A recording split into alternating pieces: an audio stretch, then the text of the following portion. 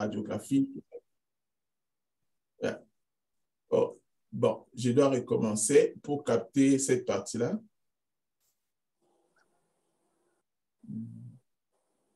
Vous voyez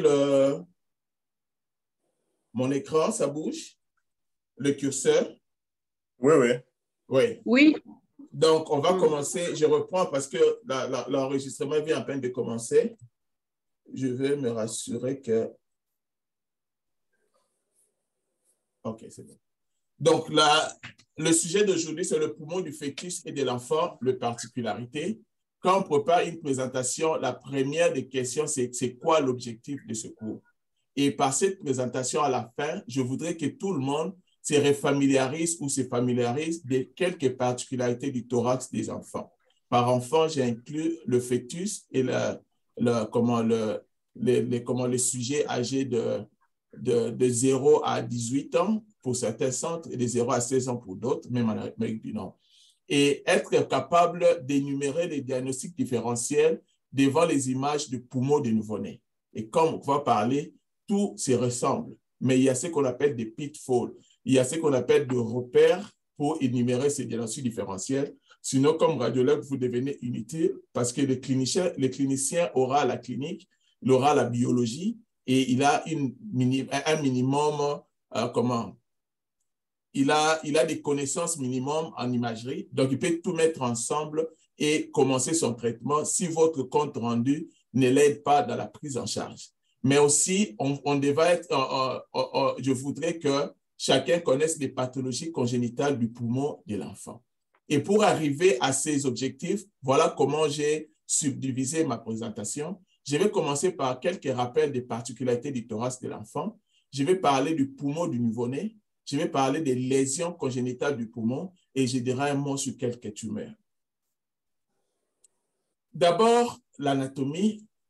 Comment lire les clichés de l'enfant? Ici, il y a beaucoup de livres. Quand j'étais encore au service, on nous disait que non, on peut lire de l'extérieur à l'intérieur ou de l'intérieur à l'extérieur.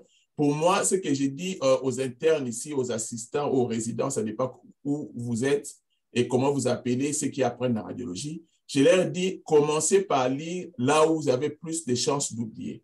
Moi, j'aime commencer par les os. Je regarde tout parce que chez les enfants, on peut regarder et on trouve que l'enfant n'a pas de clavicule. Déjà, vous savez que vous avez affaire à un syndrome scléidosternal. Là où, et ces enfants-là n'ont pas de clavicule, par exemple. Je peux commencer à lire au niveau des côtes, je peux trouver des fractures. Et en Occident, il y a la problématique des enfants child abuse, c'est-à-dire des enfants maltraités. Et comme on sait, il y a 4 types de fractures qui sont très subjectives. Quand tu vois une seule fracture, tu sais déjà que tu as 80% de chances d'être dans les contextes de child abuse ou des enfants maltraités. Et parmi ces lésions, il y a des fractures de l'arc postérieur de côte. Ça fait partie. Les fractures de l'omoplate, ça fait partie de ces genres de fractures. Donc, et souvent, ce sont les enfants de moins de 2 ans, voire moins de 2 mois qui viennent avec ces lésions-là. Donc, si on te demande de chercher une pneumonie, tu sautes directement sur le thorax, tu peux voir une pneumonie, mais tu oublies une fracture déjà calcifiée, tu es poursuivable en justice en Occident. Donc, c'est pourquoi il faut commencer là où vous avez plus de chances d'oublier, sans oublier qu'il y a ce qu'on appelle la satisfaction de la recherche. C'est-à-dire, quand tu as trouvé ta pneumonie, tu as tendance à passer à l'autre malade, alors que si tu as commencé ailleurs, tu vas ramasser les autres trouvailles. Et généralement, les prématurés font ce qu'on appelle comment on appelle ça? NEC, des lésions de l'intestin. Entérocolite. Oui, entérocolite. Oui, c'est ça en fait. Ils font généralement cela. Chez les prématurés, même si le cliché c'est pour le thorax, il faut toujours jeter un coup d'œil pour chercher le pneumatosis. S'il y en a, il faut chercher s'il n'y a pas déjà un pneumopéritoire. Mais il y a beaucoup des enfants qui viendront après la chirurgie cardiaque. Et ces enfants sont aussi exposés aux mêmes pathologies. Donc, il faut jeter un coup d'œil au niveau de leur abdomen. De même, quand l'enfant vient pour une douleur abdominale exclut l'appendicite. Quand vous faites l'échographie, il faut toujours regarder les bases du thorax. Souvent, on détecte des pneumonies qui ont ce qu'on appelle des douleurs rapportées. Donc, chez l'adulte, peut-être qu'on n'est pas trop détaillé de cette façon-là, parce que l'adulte peut très bien vous rapporter les symptômes. Chez l'enfant, vous devez le plus chercher dans le recoin où on est susceptible d'oublier. Non seulement ça, mais ici, je vous montre l'image de l'arbre bronchique. Tout le monde reconnaît la trachée qui vient, et à droite, nous avons la branche de la lobe supérieure qui se détache avant. Alors qu'à droite, à gauche, plutôt, ça c'est à droite, à gauche, tout est smooth, tout est propre jusqu'au-delà des ailes. Et le côté gauche va toujours se présenter comme ça, le côté droit va toujours se présenter comme ça. Pourquoi je parle de ceci? Vous devez savoir les rétrécissements physiologiques du trachée se trouvent à quel niveau. Ça se trouve à ce niveau ici et à ce niveau-là. Pourquoi? Par exemple, pour cet enfant ici, il a une large, comme la crosse aortique est à droite, et on a une origine aberrante de l'artère sous-clavière à droite. Ça va passer derrière, il y a ce qu'on appelle le vascular ring, les anneaux vasculaires, qui vont coincer le trachée, et cet enfant vient généralement avec des symptômes. Donc, si vous ne connaissez pas là où il y a des rétrécissements, quand vous faites votre OED, vous allez passer à côté de cela, surtout si la clinique ne suit pas. Ça, c'est une chose. Mais des deux, il y a ce qu'on appelle les isomérismes, l'hétérotaxie. C'est-à-dire quoi? Pour cet enfant ici, regardez, je vous ai dit que c'est à droite que c'est la première branche qui se détache avant. Regardez sur cet enfant ici, la première branche se détache avant, mais à gauche. Ça, c'est le situs inversus. Donc, le côté gauche est à droite et le côté droit est à gauche. Ça, c'est parmi ce qu'on appelle les no-touch mid lesions. Il y a des conséquences cliniques. Pourquoi? Parce que quand vous allez au niveau de l'abdomen, vous avez plus de chances que l'appendix soit aussi du côté gauche. Parce que les gauches et à droite, il y a au fait une image en miroir. Et qu'elle peut arriver si le malade vient avec un tableau d'appendicite aiguë, au lieu de venir avec une douleur à la fosse iliaque droite, il viendra avec une douleur à la fosse iliaque gauche. Mais c'est toujours une appendicite. Regardons maintenant ce cas ici, où les deux côtés ressemblent au côté gauche. Il n'y a aucune branche qui se détache à temps. Ça, on appelle l'isomérisme gauche. C'est-à-dire que tous les corps, c'est comme si le côté gauche a été imprimé 2 fois et on a oublié le côté droit. Et pour ce malade ici, les organes du côté gauche seront prépondérants. Par exemple, ils auront beaucoup de rate. Il y a beaucoup de rate accessoires et le foie peut être de petite taille. Alors que pour ce malade ici, regardez, c'est l'isomérisme droit. C'est-à-dire les branchements du côté droit qu'on trouve encore du côté gauche. Et pour ce malade ici, ce sont les organes du côté gauche qui seront beaucoup plus prépondérants. Par exemple, pour ce cas ici, regardez, il y a cette branche qui se détache à temps, même là. Donc, on trouve que le modèle ou l'arborisation ressemble beaucoup plus au côté droit et on a ça de deux côtés. Et regardez, ce malade a sa glande surrénale, c'est une même glande, c'est comme on a la glande surrénale en cheval, comme on a les reins en cheval. Et regardez le foie, on dit des foies est en ligne médiane, c'est-à-dire vraiment au milieu. Et ces malades ici n'ont jamais de rate. Pourquoi? Parce que la rate, c'est un organe qui est toujours à gauche. Et comme on a l'isomérisme à droite, la rate va manquer. Alors que si on a l'isomérisme à gauche, on aura une polysplénie. Et les malades qui n'ont pas de rate, ils auront une propension à l'infection. Donc, quand vous êtes radiologue, à la radiographie, peut-être ce n'est pas aussi clair que ça, mais quand vous faites le scanner, sautez, regardez ce détail-là. N'allez pas vite, sinon vous allez rater des détails qui peuvent expliquer les pathologies chroniques chez ces enfants. Après ça, je vais vous dire un mot sur les fistules trachéo-œsophagènes. Là, on n'est pas sur le thorax, mais c'est quand même important. Et pour les assistants en radio, au mois de décembre, je serai là aux aptitudes et aux défenses. Il y aura une question sur la classification des fistules trachéo-bronchiques. Il n'y a aucun examen de radiologie pédiatrique, voire de pédiatrie, où cette question doit manquer. C'est impossible. Pourquoi? Sur le plan clinique, on va vous montrer ces malades. Le cliché est normal, mais on essaie de placer la sonde nasogastrique, ça n'avance pas. Et c'est bloqué. Voire ça retourne ici. Et ici, vous avez ce type de fistule trachéo où la partie proximale de l'ésophage, ça finit presque en cul-de-sac et la trachée communique en bas. Communique en bas avec le reste de l'ésophage. Souvent, ces malades ici, ils viennent, vous trouvez comment le gaz intestinal, mais la sonde bloque parce que vous avez affaire à ça. La sonde sera bloquée ici et le gaz que vous trouvez dans le thorax vient de la trachée et ça va passer par ici. Et il y a cette classification par rapport à leur prédominance. Ça, c'est juste une parenthèse. On va aller au poumon. Maintenant, quand on revoit le poumon du nouveau-né, comme je l'ai dit, la systématisation, c'est votre amie fidèle. Elle va vous sauver la vie dans beaucoup de circonstances. Et chez l'enfant, quand vous êtes en Occident, à plus de 60-80% des cas, surtout pour les nouveau-nés, vous aurez des clichés comme ça, où vous avez beaucoup de tubuleux sur l'enfant. Vous ne dites rien sans avoir décrit ces tubuleux. D'abord, ça, c'est quel tubuleux? Ce qu'on voit ici. Ça s'arrête où? Est-ce que c'est en bonne position? Ça, c'est quel tubuleux qui s'arrête ici? Ça s'arrête où? Est-ce que c'est en bonne position? L'autre ici que je vois, qui vient, ça tombe ici, ça monte, c'est quel tubuleux? C'est une sonde qui passe par la veine ombilicale et c'est une voie centrale, en fait. Et comme on voit la partie terminale, ça se termine dans l'oreillette droite. On doit dire aux cliniciens, souvent ce sont les infirmières qui sont en néonatologie qui placent ça, on doit leur dire de retirer ça, vous mesurez, vous leur dites exactement en combien de centimètres ils doivent réduire ça. Sinon, on peut avoir même des arythmies. Et si, parce que toutes ces sondes ici, toutes ces cathéters de tubulés, ils ont des indications particulières. Il y a des fonctions particulières. Il y a des substances particulières qui doivent être injectées par rapport à la destination. Donc, quand c'est mal placé, ces substances-là peuvent aller causer des lésions des organes. Par exemple, on le trouve souvent lorsqu'on a une sonde veineuse ombilicale qui est mal placée dans le foie. On peut avoir les abcès chez le nouveau-né et ça cause beaucoup de problèmes. Mais aussi, il faut savoir les variantes de la normale. C'est important. Et savoir mettre tout ensemble. Quand vous avez des lésions, savoir les distinguer.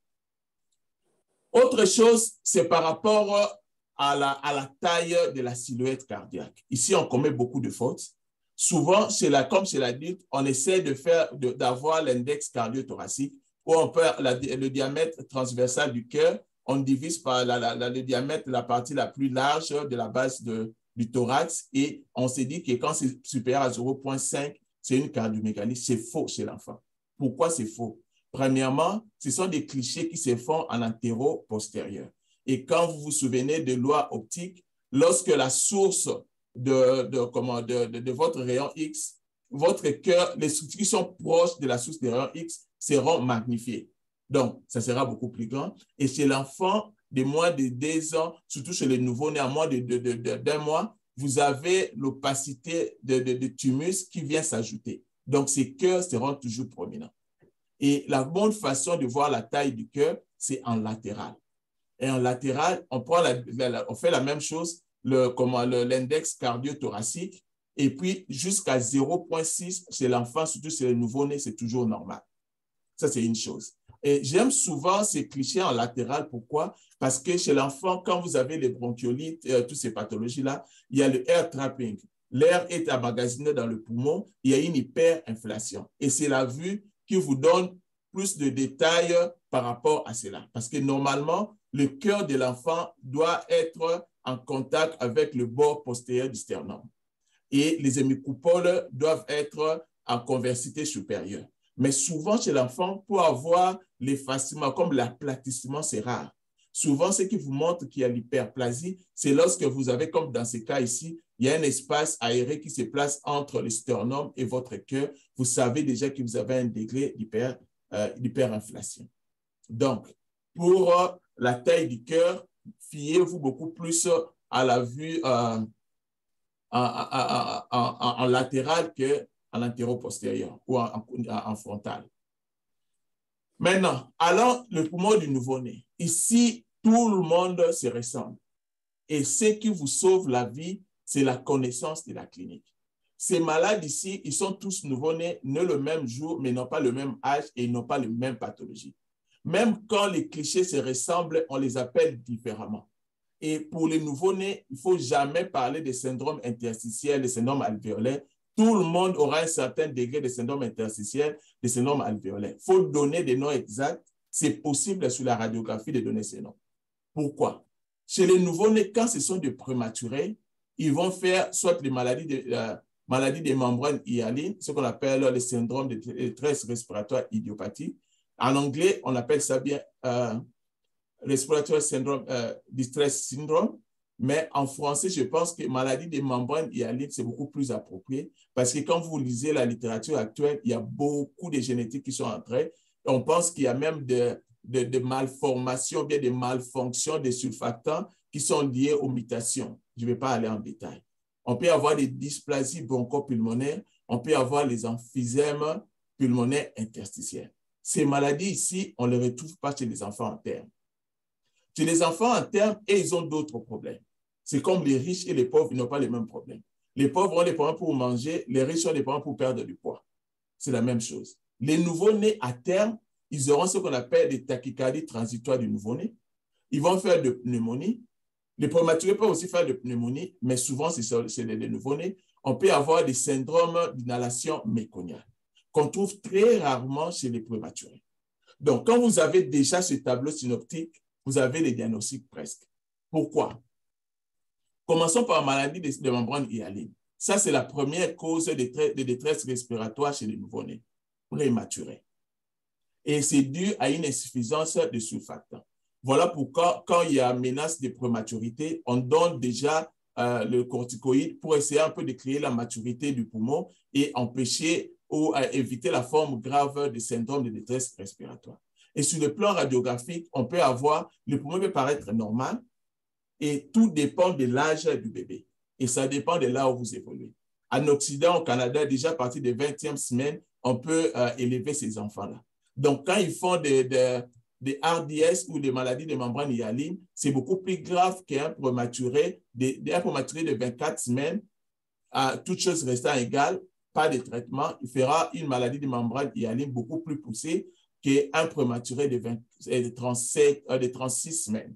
La prématurité étant de la limite inférieure de quand on pouvait élever un enfant jusqu'à 37 semaines exclues. Donc 36 plus 5.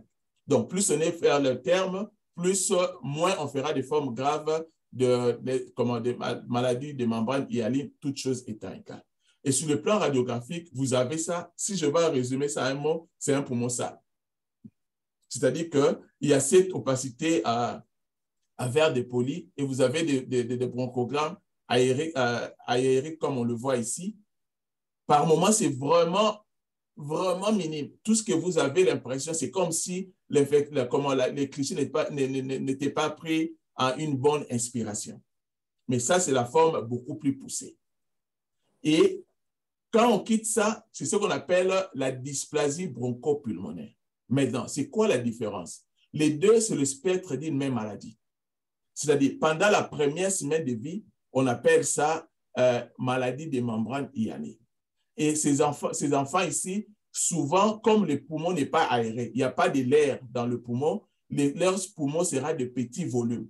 Voilà, quand vous voyez les comptes rendus des radiographies du thorax des enfants en Occident, la première ligne, quand on décrit le poumon, on dit est-ce que le volume est augmenté, le volume est normal, bien c'est un petit volume.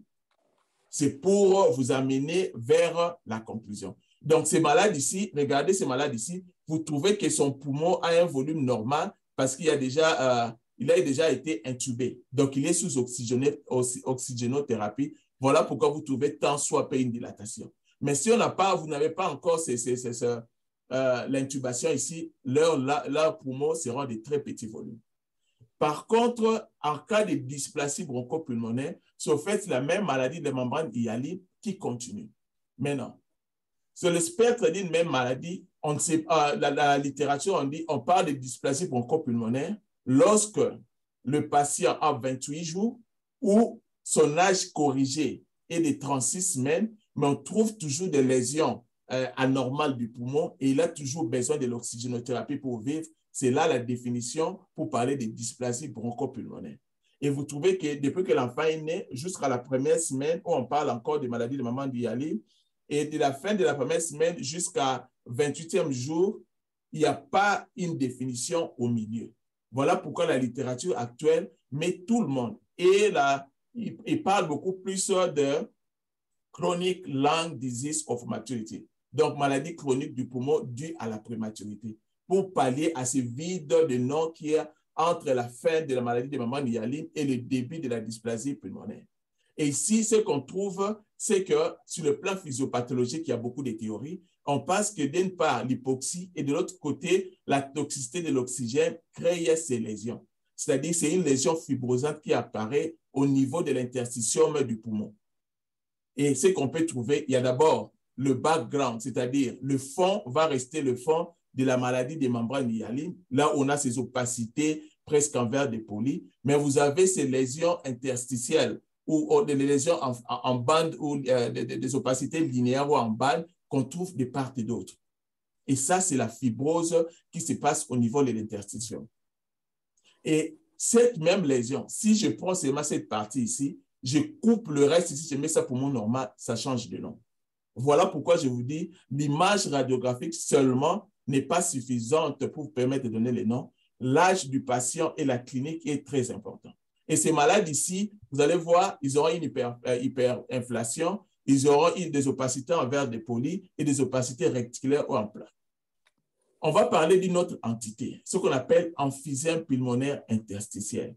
Ça, en fait, quand j'enseigne ça, je dessine une sorte de triangle. Dans un bout, vous avez les maladies de membrane hyalines. Dans l'autre bout ici, vous avez la dysplasie bronchopulmonaire. Et dans l'autre ici, vous avez ce qu'on appelle l'emphysème pulmonaire interstitiel. C'est presque les complications liées à la même maladie. Les trois groupes, ils atteignent le prématuré et c'est la conséquence d'une ventilation à haute pression sur un terrain fibrosé. C'est-à-dire quoi? Le malade a déjà une pathologie chronique fibrosante qui est la dysplasie bronchopulmonaire. Vous continuez à donner l'oxygène et l'oxygène va disséquer l'interstice et va entrer, comme on le voit ici. Tout ce que vous voyez en bleu ici, c'est l'oxygène qui, à force de la pression, a disséqué. Vous voyez, on vous montre même, ça c'est une image que j'ai obtenue des stades DX, on vous montre la partie inférieure de votre tube d'intubation, endotracheal tube, et ici, on vous montre tout ce qu'il y a en bleu, c'est l'oxygène qui a disséqué. Et sur le plan radiographique, ça va être comme ça. Ça peut être une forme frustre. Tout ce que vous avez, c'est la différence, une asymétrie de la clarité pulmonaire. Et ici, vous avez comme des opacités linéaires. Tout ça, ça vous représente une pneumopathie interstitielle, emphysème pulmonaire interstitiel. Et s'il y a une question qui ne peut jamais manquer à l'examen, et je pose ça toujours même ici, de donner des diagnostics différentiels d'une asymétrie de clarité du poumon, un, en considérant les côtés clairs étant normal, deux, en considérant les côtés opaques étant normal. Vous devez être capable d'énumérer au moins 10 pathologies à chacune. Parce que ça, c'est votre quotidien, la radiographie, et vous devez être capable de dire, et de le dire quand il n'y a pas encore de pression. Et si on trouve, par exemple, que cette partie du poumon, le poumon gauche est beaucoup plus, et beaucoup même, et même en expansion quand vous comparez à l'autre poumon, et vous voyez la déviation de votre médiastin, le cœur est parti à gauche. Donc, il y a un processus qui commence ici. Donc, si on ne sait pas que c'est un prématuré, si on ne sait pas, comme on voit le tube ici, c'est un malade qui est sous oxygène, on va rater ce diagnostic-là. Parce qu'on peut faire si jamais on avait une bande ici, on peut penser, OK, c'est la télétasie qui est en train de faire l'effet pôle. Et ici, c'est une autre forme. Ça, c'est un enfant qui est né à la 27e semaine et il est au 4e jour de vie. Et avant de commencer de lire ces clichés, je vais d'abord, dire qu'il y a un drain à droite, bien positionné, mais j'ai comme l'emphysème sous-cutané ici. Et de l'autre côté, il y a le peak line, comme on dit. C'est une voie centrale qui est à partir de l'extrémité supérieure gauche et c'est en bonne position. Pourquoi? Je vais donner un cours sur les tubes, les tubulures, les cathéters. Et la bonne position, c'est lorsque c'est à la jonction entre la veine cave supérieure et l'oreille droite. Et après ça, je dois parler de cette tube d'intubation qui est presque au niveau de la carine. Ça doit remonter jusqu'à T2. Pourquoi? À force de mouvement de la tête, ça risque de descendre ici et le côté gauche sera collapsé. il y aura la téléctasie de ce côté ici. Et quand on regarde, on retrouve le fond de la maladie des membranes hyalides. Cette opacité ici, en vert de poli et avec quelques opacités linéaires. Mais à gauche, au niveau de l'apex, regardez, c'est d'abord beaucoup plus dilaté, beaucoup plus en expansion comparé à l'apex du côté droit. Mais vous avez ces clartés linéaires ici qui s'interchangent avec les opacités. Ça, c'est ce qu'on appelle l'emphysème pulmonaire interstitiel. Mais si je prends ce tableau ici, je le mets partout, sans qu'il y ait l'histoire de l'oxygénothérapie, le diagnostic différentiel sera avec une dysplasie bronchopulmonaire. Donc, si on prend seulement cette partie ici, on trouve que ma lésion, elle est seulement au niveau de la partie supérieure du poumon gauche. C'est localisé là-bas. C'est un prématuré qui a été sous oxygène. C'est l'emphysème pulmonaire interstitiel jusqu'à la preuve du contraire. Ça, c'est un autre cas. J'avais dit que c'est de l'oxygène qui a disséqué, qui est parti dans l'interstice. Ça va aller partout où l'interstition va, y compris au niveau de pleuve. Donc, ces malades ici, si on n'arrête pas le traitement ou si on ne modifie pas avec les technologies modernes, on peut avoir de pneumothorax, on peut avoir de pneumomédiastin, on peut avoir toutes les formes de complications. Donc, ici, je vous montre l'emphysème pulmonaire interstitiel des différents degrés, en commençant par des formes FUS, qu'on peut facilement rater si on a à lire à 200 clichés, par la forme beaucoup plus typique et la forme extrême. Il ne faut jamais attendre d'avoir cette forme. Il faut trouver le diagnostic quand c'est petit. Comme ça, on modifie la technique et éviter tout ça. Maintenant, nous avons fini chez les prématurés. Maintenant, nous allons chez le malade à terme, le nouveau-né à terme. Et ils ne font pas les maladies des membranes hyalides parce qu'ils sont nés à terme, des surfactants bien formés, parce qu'ils n'ont pas des maladies des membranes hyalides, ils ne peuvent pas avoir de dysplasie bronchopulmonaire. Donc, et ils auront autre chose. Et comme ils ne sont pas sous oxygène, ils ne peuvent pas avoir des emphysèmes pulmonaires interstitiels. Et ils ont leurs problèmes à eux. Le premier des problèmes, c'est qu'on peut avoir, ça on connaît, la détresse respiratoire transitoire. Le nom qui traduit bien l'appellation en anglais, c'est apnée transitoire du nouveau-né.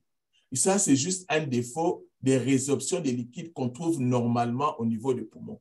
Et ça arrive quand? Parce qu'on pense que quand l'enfant passe par le vagin, le vagin assure une certaine compression sur les thorax qui aide à l'élimination de ces liquides-là. Donc, quand l'enfant est né par césarienne ou chez une mère diabétique, il y a excès d'eau, on pense que les liquides n'ont pas été suffisamment drainés et ils ont ces lésions-là.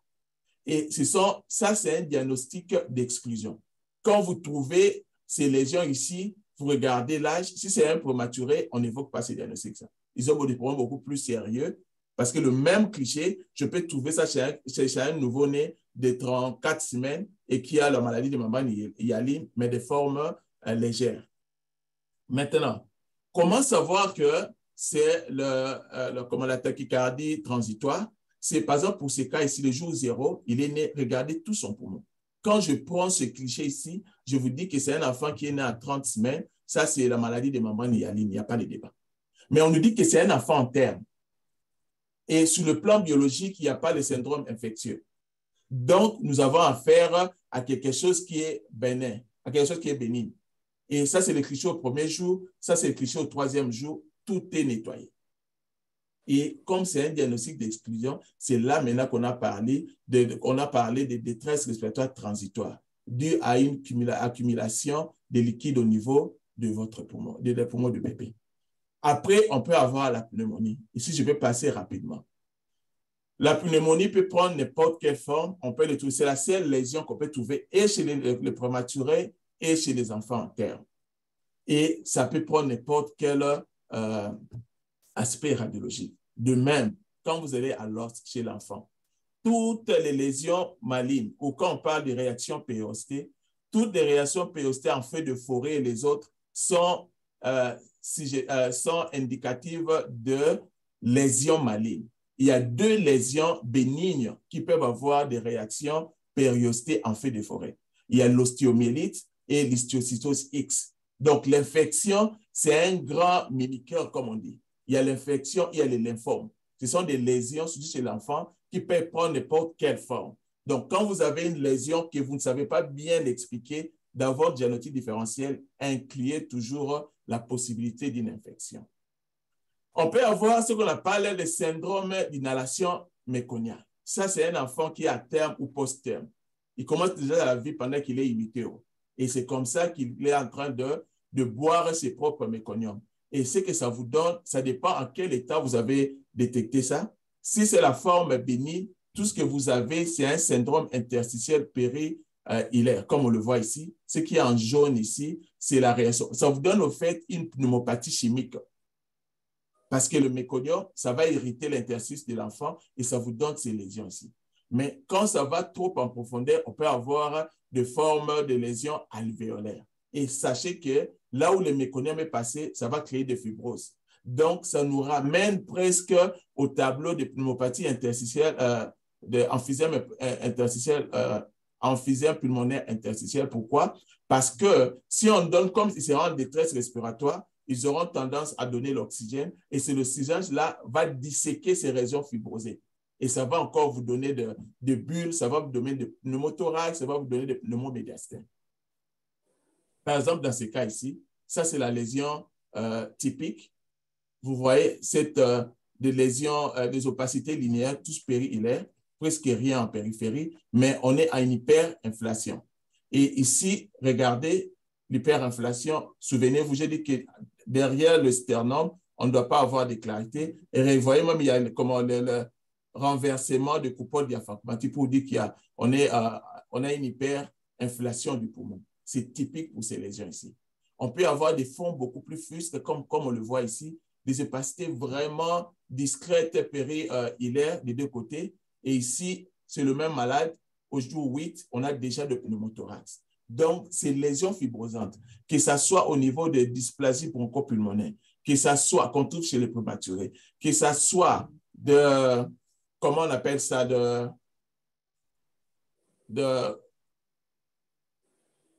je parlais de quoi, d'inhalation méconiale, ça va créer des fibroses et tous ces malades-là vont venir avec des pneumothorax, des pneumomédiastènes. D'où l'élément clé pour différencier, c'est d'abord l'âge de l'enfant, très important. Maintenant, parlons de pathologies congénitales. Ici, c'est très important aussi. On a 4 groupes que je vais mentionner ici. On a les séquestrations pulmonaires. Il y a ce qu'on appelle les malformations pulmonaires congénitales de voies aériennes. Ça, c'est la nouvelle appellation de ce qu'on appelait avant malformations adénomatoïdes kystiques pulmonaires. Pourquoi? Parce que ces malformations ne sont pas toutes kystiques. Voilà pourquoi on a changé ces terminologies-là. Et on peut avoir l'hyperinflation lobaire congénitale, ce qu'on appelait avant l'emphysème lobaire congénital. Je vais revenir. On peut avoir l'atrésie pulmonaire. On trouve ces malformations pulmonaires congénitales sur une grossesse sur à peu près 10 000 et ce sont des lésions accidentelles. Il n'y a pas de risque d'avoir un autre enfant avec la même lésion. Ce sont vraiment sporadiques. Et l'éthiopathologie est peu connue chez l'adulte, chez l'homme, mais chez l'animal, on pense qu'il y a une dysrégulation entre le fibroblastic growth factor 10 et son récepteur ici. On ne va pas dans les détails de mutation. C'est quoi une séquestration? C'est en fait une partie du poumon qui s'est développée, mais le voie pulmonaire et les alvéoles ne communiquent pas avec l'arbre. Par exemple, ici, on trouve cette partie ici. C'est vrai. D'abord, ça ne communique pas avec la ribosation trachéobronchique, ça n'arrive pas là-bas, mais ça reçoit sa vascularisation d'une artère centrale. Ça vient de l'aorte directement. Ça, c'est ce qu'on appelle une séquestration. Souvent, vous aurez une opacité en radiographie, ça peut s'infecter, tout ça, et on doit détecter ça quand on fait l'échographie de 2e trimestre. Ça doit être visible. Et souvent, c'est là qu'on le trouve. On fait le suivi au 3e trimestre et on fait le scanner après la naissance, juste après la naissance. Et il y a donc, ils ont 2 caractéristiques, pas reliées au système bronchique normal, et la vascularisation c'est via l'artère systémique aberrante, comme on le voit ici. La séquestration pulmonaire est souvent au niveau de lobe gauche et en postérieur. Il y en a 2 types, intralobaire et extralobaire. Je pense que le docteur Wund avant de parler d'abord chirurgical, comment c'est différent. Et ici, je donne ce schéma ici où on montre une séquestration intralobaire, une séquestration extralobaire, mais toujours intrathoracique. Mais on peut avoir une séquestration extralobaire, mais intra-abdominale, qui paraît comme une masse surrénalienne. Ça, c'est une autre question d'aptitude et de spécialisation. Diagnostic différentiel de masse suprarénale chez un nouveau-né. Il faut savoir qu'on peut avoir l'hémorragie de la glande surrénale à cause de stress, d'asphyxie ou bien de stress périnatal. On peut avoir le neuroblastome congénital et on peut avoir une séquestration extralobaire à ce niveau-là. Tout examen de radiologie pédiatrique ne peut pas manquer cette question-là.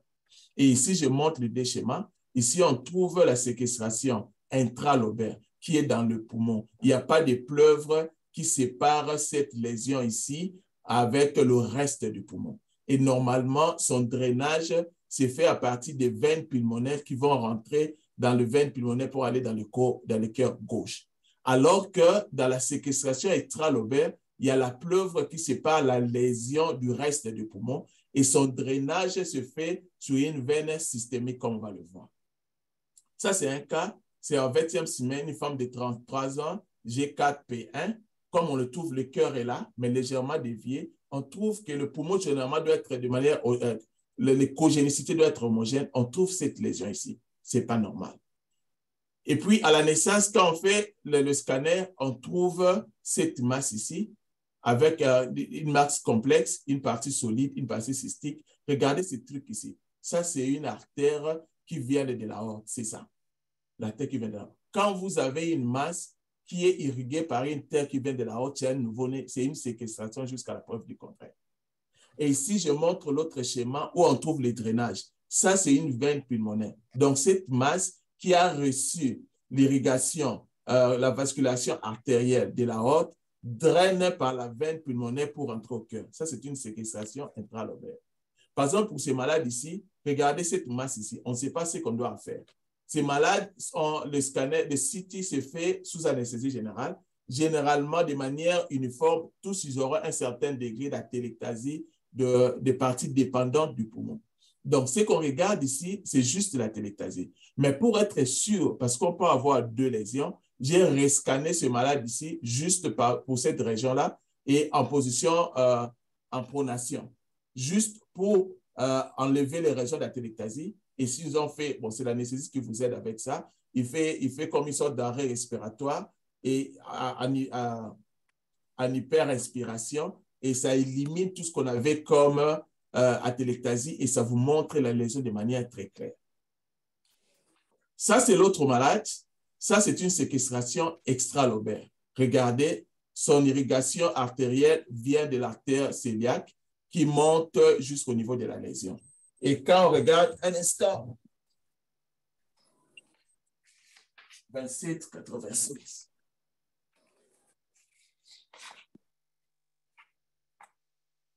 Hi. Yeah.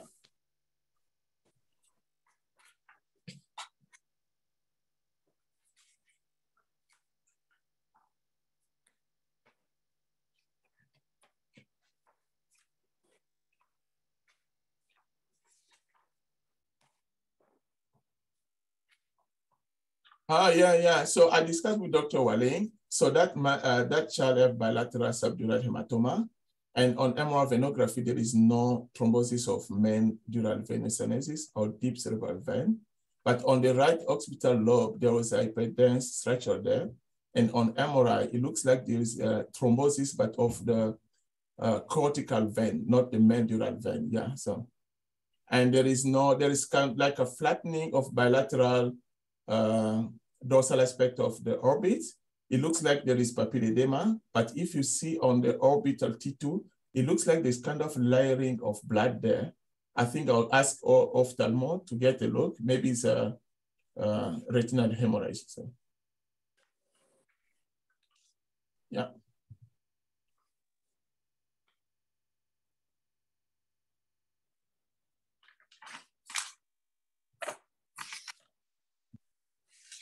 Yeah, it's part of the child abuse because of the shaking syndrome can cause those cortical veins, but they are not specific by themselves.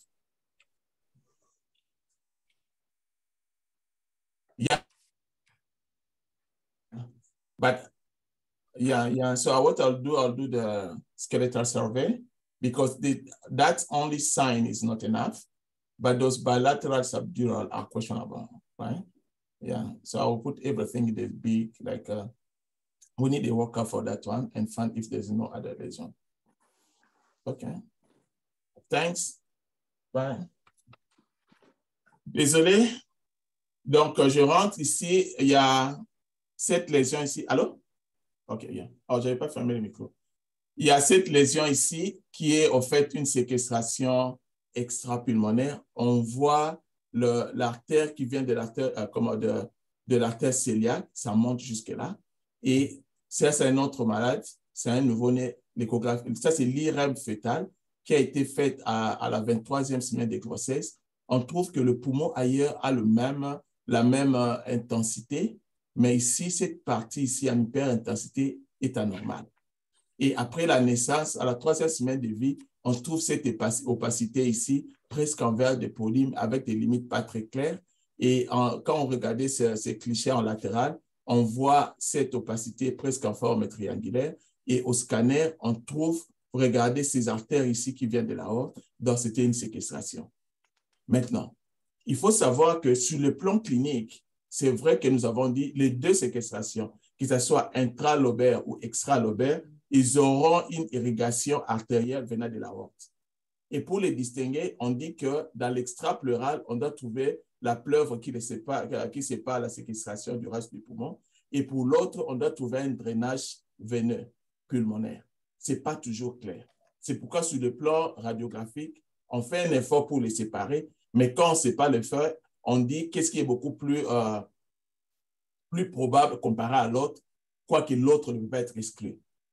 Je pense qu'à plus de 30% des cas, j'ai vu des cas où on n'a pas pu séparer sur le plan de l'imagerie si c'était intralobaire ou extralobaire. Donc, si on ne peut pas le dire soi-même, il ne faut pas se condamner soi-même. Maintenant, on va parler des malformations pulmonaires congénitales des voies aériennes. Ici aussi, ce sont des lésions kystiques. Et ce qui arrive parce qu'il y a beaucoup de liquide dans le poumon, toutes ces lésions kystiques vont donner l'impression d'être solides parce que ça sera comblé. Et c'est à la naissance que l'aspect kystique va apparaître. Excusez, comme pour ces malades ici, ça c'est, je pense que c'est l'IRM. Regardez la partie du poumon ici, comment c'est beaucoup plus en expansion quand vous comparez avec l'autre poumon. À droite ici, c'est comme s'il y avait une masse. Et même quand vous regardez l'intensité, ce n'est pas la même intensité quand vous comparez cette partie à celle ici.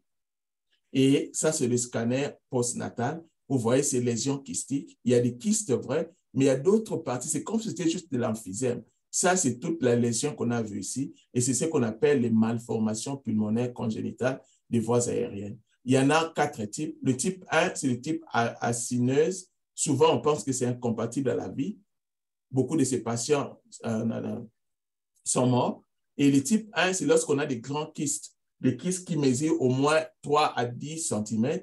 Le type 2, on a des kystes de taille moyenne, on donne la dimension. Et le type 3, on a des kystes, ça peut donner même l'impression d'être solide parce que les kystes sont de petite taille. Et le type 4, ce sont les types acinaires périphériques, ce sont des larges kystes qui vont faire l'objet de diagnostics différentiels avec les cancers qu'on appelle des blastomes pleuropulmonaires. Je vais montrer. Maintenant, ça, c'est une IRM fœtale. Regardez le poumon de ce côté ici, du côté gauche, c'est normal. L'intensité, c'est ce qui est escompté. Tout ce qu'on voit ici, la masse ici, c'est anormal. C'est une lésion kystique et ça paraît hyperdense en T2. Pourquoi je parle de T2? Parce que quand je regarde la colonne ici, je vois les liquides céphalo-rachidiens, c'est en hypersignal. Donc, ça me dit que nous sommes en T2. Et en T2, c'est hypertense. Et la plupart des lésions, les hémangiomes, tous ces lésions, seront très en hypersignal en T2. Bien sûr, aussi, les lésions kystiques qui sont remplies de fluide seront aussi en hypersignal, comme on le voit. À la naissance, il y a comme une sorte de pseudo-normalisation parce qu'il y a il y a de l'air qui est entré. On trouve juste une distorsion de l'architecture, mais la lésion n'est pas vraiment très bien visualisée. Mais quand on fait le scanner, on trouve ces lésions kystiques ici, sont des malformations. on peut avoir des lésions hybrides. Lésions hybrides, c'est-à-dire quoi? On a une séquestration associée aux malformations pulmonaires congénitales des voies aériennes, comme pour cet enfant ici. Ça, c'est l'IRAM fœtal. Regardez les poumons. Généralement, aux alentours de 20e semaine, ils sont déjà en hypersignal, mais ce n'est pas aussi blanc qu'on le voit ici. Donc, c'est déjà anormal. Et on voit ces vaisseaux, vous voyez même la direction, ça nous montre qu'il y a une artère qui vient de l'aorte et qui donne des branches là-bas. Déjà, voir ça à gauche et à la lobe inférieure, ça nous parle d'une séquestration. Et on parle de l'autre côté, ici, la radiographie nous donne cette masse ici, ne devait pas être là. On fait le scanner, on trouve la masse, elle est là, bien vascularisée, on trouve cette artère qui sort de l'aorte qui va là-bas. Et ça, c'est, nous avons appelé ça séquestration, mais c'est la pathologie qui a dit qu'il y avait une composante aussi des malformations pulmonaires congénitales de voies aériennes. Donc, c'était une lésion mixte. Ça, c'est une autre lésion. C'est un enfant de 10 ans qui est venu avec des hémoptysies pendant une semaine avec des toux après fièvre. On trouve cette masse ici. Ça, c'est l'examen actuel. Et comme tout est sous PAX, on regarde, il y a 3 ans, il avait fait un examen, il y avait cette partie n'était pas saine aussi. Donc, on pense que c'est une lésion qui a préexisté et qui est en train d'évoluer. On a fait le scanner. Regardez, nous avons notre masse. L'artère vient de là. On le voit ici. Donc, l'irrigation de cette lésion vient de l'aorte, mais on a des kystes associés. Et ça, c'était également une lésion mixte, où il y avait l'association de séquestration et de malformations pulmonaires congénitales des voies aériennes. On peut avoir ce qu'on appelle une hyperplasie, donc on va arriver à la fin. On peut avoir une hyperplasie lobaire congénitale. On appelle ça aussi emphysème lobaire congénital. On appelle ça aussi emphysème lobaire congénital ou infantile. En fait, la nomination actuelle, c'est une hyperplasie lobaire congénitale. Ici, c'est quoi? C'est au fait une branche qui est en malfonction. Pourquoi? Parce que pendant l'inspiration, par exemple, quand on a une bronchomalacie, quand on a une sténose, quand il y a une compression vasculaire, c'est-à-dire que les anneaux vasculaires, ou quand on a une atrésie bronchique, pendant l'inspiration, comme c'est un phénomène actif, l'air va passer quand même. C'est l'expiration qui est passive, qui ne sera pas, l'air n'a pas assez de pression pour repasser l'obstacle et ça reste emmagasiné. À force de faire ça, la partie sera en expansion comme on le voit ici. Mais cette même lésion ici, ça peut être autre chose comme je vais le montrer. Ça peut être un cancer chez l'enfant. Et sur le plan histopathologique, en fait, c'est un poumon normal, mais à cause de l'air qui est piégé à l'intérieur, on a une séparation de vaisseaux, comme on le voit avec les emphysèmes. Donc, c'est ce qui arrive à ce niveau-là. Et les causes sont nombreuses. Comme dans ce cas ici, ça c'est l'échographie, 20e semaine, on voit le cœur est légèrement poussé de l'autre côté et regardez l'échogénicité de ce poumon ici, c'est différent de l'autre côté. Et tout ce qui nous dit que c'est anormal quand on voit l'effet des masses. Et on fait l'IRAM fœtal. Regardez au niveau de l'apex du poumon gauche, on a cet hypersignal, c'est anormal. Nous savons qu'à cet âge-là, le poumon est en hypersignal, mais ce n'est pas aussi intense qu'on le voit à ce niveau ici. Et après la naissance, regardez, on trouve le tissu normal du poumon, mais les vaisseaux sont très écartés les uns des autres. Et ça, ici, on trouve une branche qui est presque collapsée. Donc ici, c'était une hyperplasie lobaire congénitale sur fond d'atrésie pulmonaire. Parlons alors de l'atrésie pulmonaire, c'est quoi? Ça, c'est une autre malformation encore. Ici, dans ces cas ici, qu'est-ce qui arrive? C'est qu'il y a une branche qui est en malfonction et, comme je l'ai dit, pendant l'inspiration, l'air passe, à l'expiration, l'air est piégé et c'est dilaté. Comme dans ce cas ici. Souvent, ce qu'on a fait, on trouve le mucocèle qui est là, on trouve la dilatation. Et ça, c'est la scintigraphie. Ça, c'est les images en ventilation et en perfusion. Comme l'anomalie, ça implique et les vaisseaux et les voies aériennes, c'est qu'on trouve, c'est comment ce manque de fixation de radiotraceurs au niveau de la peste, que ce soit à la ventilation ou à la perfusion. Ça, c'est un autre cas.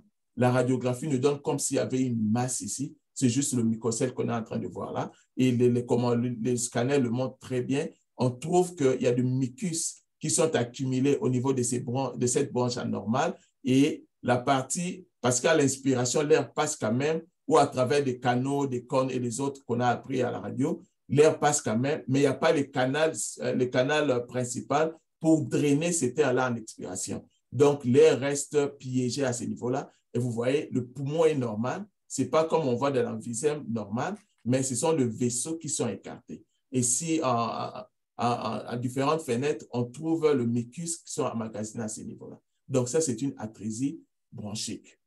Je vais finir avec cette lésion qu'on appelle les blastomes pleuropulmonaires. Ce sont des cancers qui peuvent être congénitaux chez les nouveau-nés. Et tout ce que ça présente, dans beaucoup de cas, c'est une lésion kystique. Souvenez-vous, dans les emphysèmes lobaires, c'était kystique. Dans les malformations de voies pulmonaires, c'était kystique. Donc, le fait de voir des lésions kystiques comme ça demande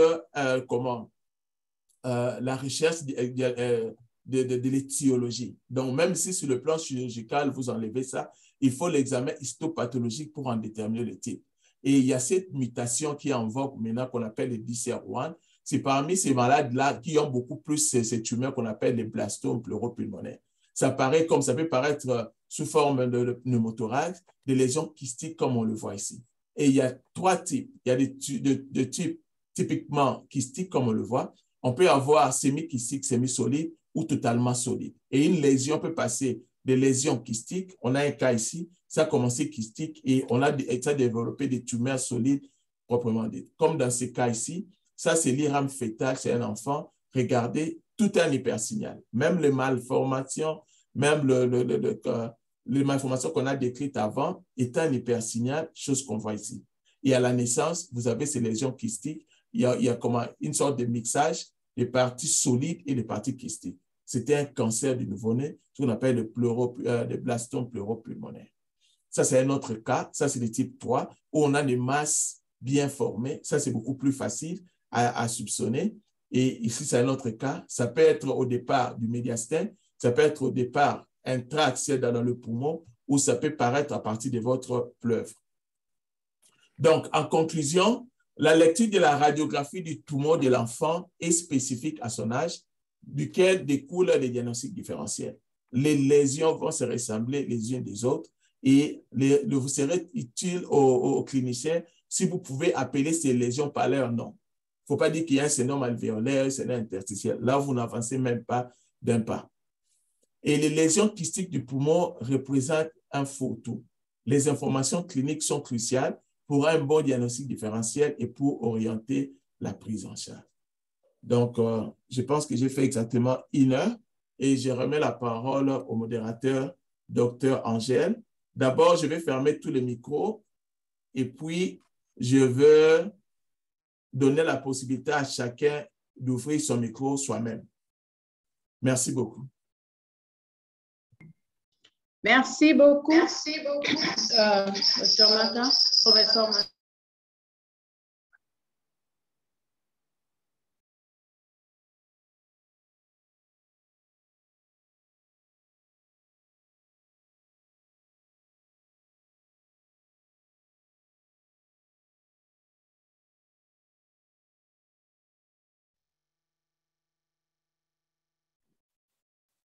Docteur Angèle.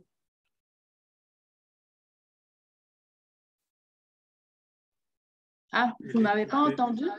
Non, non, vous avez bloqué votre micro. Bon. Je disais merci, exactement 55 minutes de présentation. Merci, professeur Mata. Donc, nous allons passer la parole plutôt au panéliste, docteur Aaron Vunda, pour qu'il nous présente ce qu'il a préparé pour nous ce soir. Aaron? Alors, j'ai ouvert mon micro, vous m'entendez? 5 sur 5. OK. Merci pour la parole, merci professeur Mata, merci Angèle. Je voudrais juste appuyer sur la présentation de professeur Mata sur les bases anatomiques qu'il a présentées au début, sur lesquelles il a insisté. C'est quelque chose de très important quand on examine le thorax d'un enfant, de bien regarder les pièces osseuses, comme il l'a dit, par rapport aux malformations osseuses d'une part, mais aussi et surtout dans le milieu, pas seulement occidental, mais également dans les milieux africains, on y fait probablement pas très attention.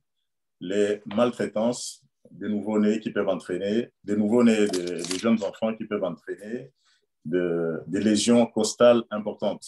Et ces lésions, en fait, souvent, elles sont d'âges différents. C'est-à-dire, vous trouvez des côtes qui sont en train de guérir déjà avec un calosseux et d'autres qui sont tout fraîchement fracturés. C'est important, mais il faut faire attention également chez ces enfants qui ont des lésions costales multiples et qui peuvent avoir d'autres fractures ailleurs également. Ne pas oublier qu'il existe également des enfants qui ont des pathologies particulières qu'on appelle le maladie des os de verre, qui ont une fragilité congénitale pour laquelle il faut évidemment être très prudent parce que traiter des parents de maltraitants alors qu'il s'agit d'une maladie qui existe chez l'enfant et qui est tout à fait connue et qui peut être recherchée, c'est quand même un peu mauvais. Alors, je ne sais pas s'il faut que je passe sur le traitement, comme l'a dit le professeur Mata tout à l'heure, de malformations chez les enfants, notamment les séquestrations. Mais il faut préciser d'abord dans ces pathologies de nouveau-nés, dans la plupart des cas, en milieu occidental actuellement, les diagnostics sont faits en période prénatale. Alors, ces diagnostics, ils sont faits généralement entre la 20e et la 25e semaine de grossesse par des échographies qui sont faites de façon systématique. Et une fois que une masse quelconque est retrouvée au niveau, une malformation quelconque est retrouvée au niveau des poumons ou des voies respiratoires, on recommande de faire des contrôles pour confirmer d'abord le diagnostic et ensuite faire le suivi de cette pathologie, en sachant que dans un nombre très important de cas, ces pathologies vont régresser avec le temps. C'est-à-dire qu'il y a des lésions kystiques qui sont vues au 2e trimestre de grossesse et qui, au 3e trimestre de grossesse, vont soit diminuer de taille, soit disparaître. Alors, quand ils disparaissent, ça ne veut pas dire qu'elles sont complètement guéries. Elles ont régressé, mais elles peuvent encore se manifester après la naissance. Et donc, le suivi se fera aussi après. Donc, ces suivis prénatals, il est important parce que dans certaines équipes, la prise en charge est une prise en charge qui est faite déjà in utero. Donc, la prise en charge se fera in utero, éventuellement par des ponctions répétées quand il s'agit de grosses lésions kystiques. Et elles sont répétées parce qu'il y a souvent des récidives, mais on peut aussi faire des drainages. Pour les gros kystes, on fait un drainage qui est généralement un drainage entre les kystes et la cavité amniotique.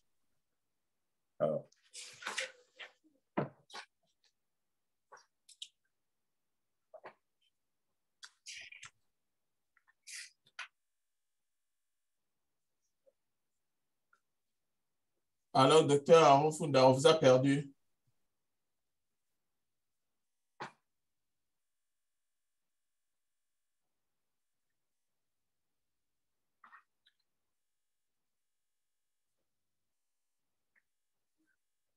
Docteur Aaron?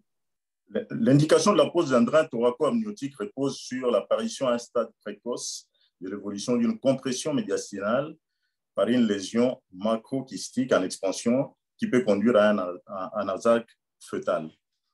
Il faut savoir que l'ASAC fœtal entraîne généralement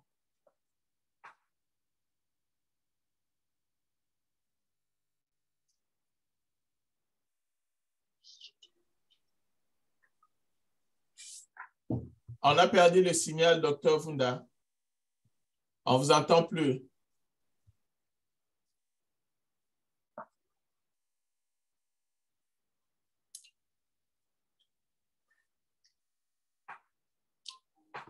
Alors, en période postnatale, la chirurgie postnatale, tout geste chirurgical des ERS devra tenir compte en fait, de la possibilité d'une vascularisation artérielle systémique qui est possible de la malformation pulmonaire.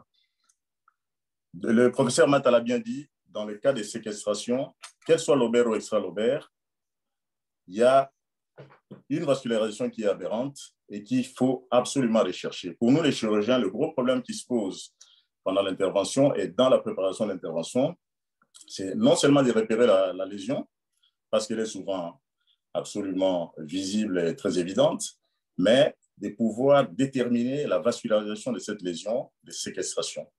Qu'il s'agit d'une séquestration lobaire, intralobaire ou extralobaire, la vascularisation est importante à détecter parce qu'elle doit absolument permettre de faire une intervention qui soit non traumatique pour le poumon sain.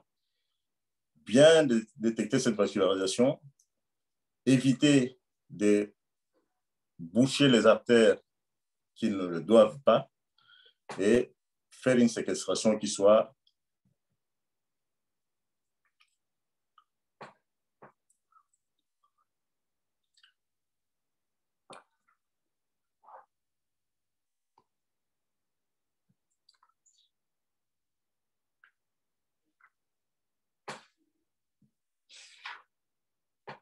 Allô?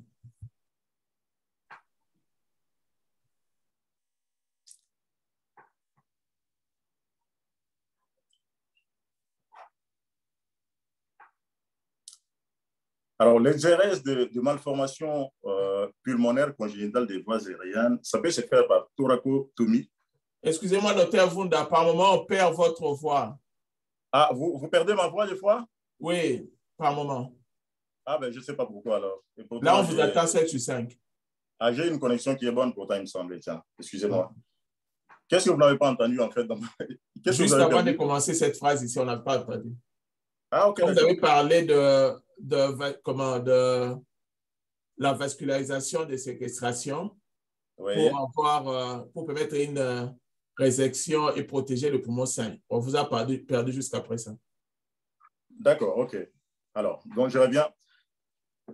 Donc, il faut bien entendu bien identifier les vaisseaux aberrants, en fait, les vaisseaux qui vont vers la séquestration pour pouvoir faire une chirurgie qui ne soit pas délétère pour le poumon sain, qu'il faudra absolument préserver. Alors, les voies d'abord sont assez difficiles chez ces enfants parce qu'ils ont des espaces intercostaux qui sont tout petits, même si c'est tout à fait souple. La thoracotomie dans les milieux comme le Congo reste la technique de choix. Ailleurs, on peut faire la thoracoscopie, vidéo assistée. Il faut du matériel lourd, il faut une ventilation qui soit tout à fait efficace. Ces enfants présentent des problèmes assez particuliers pour la ventilation péropératoire parce qu'il faut faire une intubation sélective qui n'est pas toujours très facile. Le matériel qu'on utilise est un matériel qui est très réduit en taille. Et comme vous le savez, plus le matériel est petit, plus il est cher et plus il est difficile à utiliser. Donc, quand on est en présence des nouveau-nés, surtout des prématurés qui sont très petits, l'anesthésie de ces enfants ne s'improvise pas du tout. Nous avons dans nos équipes des anesthésistes qui sont anesthésistes pédiatriques, mais d'autres qui sont anesthésistes pédiatriques spécialisés de la période néonatale. Alors, la réanimation joue un rôle extrêmement important dans la prise en charge de ces enfants et le chirurgien n'est finalement qu'un, comme disent les anesthésistes, il fait 49% de travail alors que le réanimateur fait 51% de travail. Il faut savoir que ces lésions peuvent avoir une évolution spontanée qui est une évolution vers la guérison simple sans aucune intervention chirurgicale.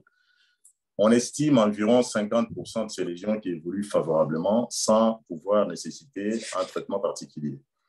Lorsqu'un enfant naît sans détresse respiratoire avec ce type de lésions, nous, on a tendance à les surveiller, mais cette surveillance doit être très, très vigilante pour pouvoir intervenir rapidement en cas de détresse respiratoire, en sachant que les infections pulmonaires sont aussi une des complications majeures et de plus en plus, on pense que les néoplasies malignes peuvent également se manifester chez ces enfants dans certaines situations, comme étant des complications de lésions non opérées. Alors, je voudrais juste dire encore un petit mot par rapport, indépendamment de la partie chirurgicale pure, mais insister sur l'oxygène.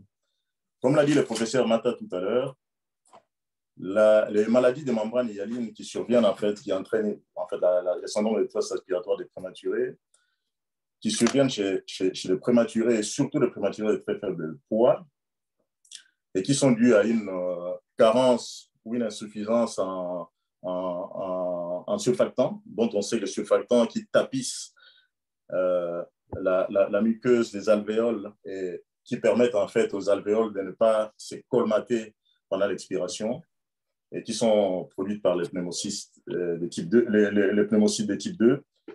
Ces syndromes de détresse respiratoire du prématuré nécessitent en fait une oxygénation. Et on voit que cette oxygénation, finalement, quand elle est faite, elle va entraîner par la suite, parce que souvent elle dure très longtemps, un problème de complications qui peuvent être de plusieurs types.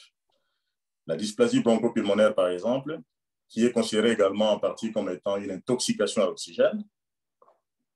Les emphysèmes pulmonaires, qui sont également une complication à la ventilation. Le pneumothorax, le pneumomédiastin.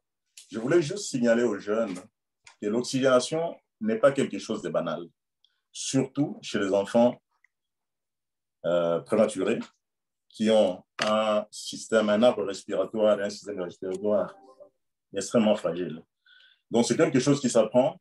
Et dans nos équipes, que ce soit avec l'AFMED ou avec d'autres groupes également, comme celui qu'anime Moutamanika, on apprend à oxygéner les enfants et les adultes. Et je pense que ces cours doivent être suivis par nos plus jeunes. Un petit mot également pour les blastomes pleuropulmonaires, dont vous avez parlé en dernier. C'est une tumeur, en fait, qui est rare, même si elle est une des plus fréquentes, en fait, c'est la plus fréquente tumeur maligne du poumon de l'enfance, mais elle est quand même relativement rare. Dans les trois types, la Société française d'oncologie pédiatrique recommande la chirurgie en première intention pour pouvoir sauver un certain nombre de ces enfants. Dans le type 1, la chirurgie permet de sauver quasiment tous les enfants si la chirurgie est faite précocement et si la résection est totale. Dans le type 2 et le type 3, le type 2, en fait, c'est celui qui est kystique et solide, et le type 3, c'est la forme solide. Le pronostic est généralement mauvais. La survie à 5 ans est à peu près de 48 à 50%. Et généralement, ça évolue vers des formes métastatiques avec comme localisation préférentielle de métastases les os et le cerveau. Alors, ces tumeurs sont extrêmement rares. Personnellement, j'en ai vu 2 dans toute ma pratique ici à Genève. Je ne sais pas si au Congo, il y en a on en voit souvent ou pas, mais c'est une pathologie qui est extrêmement rare. Dans la littérature, il y a très, très peu de cas d'ailleurs qui ont été décrits jusqu'à présent. Voilà. J'ai pris comme ça, par-ci, par-là, des petites notes et des commentaires sur quelques sujets. Je ne sais pas s'il y a des questions particulières que vous voulez poser par rapport au côté chirurgical des malformations pulmonaires congénitales, des voies aériennes, des séquestrations pulmonaires ou d'autres pathologies dont on vient de parler là-dessus. S'il y a des questions plus spécifiques, vous pouvez les poser et je peux répondre. Merci Aaron pour cette intervention qui est assez explicative. Donc, il y a une question pour toi, il y a aussi une question pour Dadi. Je vais commencer par Aaron, parce que tu demandes déjà s'il y a des questions posées. Voilà, il y a une question, c'est qu'on nous pose la question de savoir pourquoi nous n'avons pas parlé de l'imagerie des poumons opérés de l'enfant. Et est-ce que c'est par manque de temps? Et quelle est votre expérience par rapport à ça? Alors, les poumons opérés de l'enfant, l'imagerie, c'est une imagerie qui doit tenir compte de l'imagerie préopératoire. Mais ce qu'il faut savoir, c'est que le poumon sera souvent aéré parce que l'on opère par thoracoscopie ou par voie ouverte, il faut savoir qu'il y a toujours de l'air qui va rester dans le poumon, dans la plèvre, qu'on ne va pas forcément enlever en totalité. Les toutes premières radiographies que l'on fait en post-opératoire, c'est des radiographies qui nous permettent de voir et de pouvoir juger de la bonne position de tous les drains que l'on aura posés, premièrement. Et puis, deuxièmement, de pouvoir juger de l'expansion pulmonaire harmonieuse. Et troisièmement, de voir qu'il y a ou pas un épanchement liquidien, que ce soit dans le médiastin ou dans la plèvre, pour pouvoir éventuellement la drainer, cet épanchement. Un poumon opéré qui ne se réexpand pas après l'intervention peut être dû aussi, et bien souvent, à un mauvais positionnement du tube qui souvent est sélectif chez l'enfant. Vous savez, les voies aériennes sont très courtes.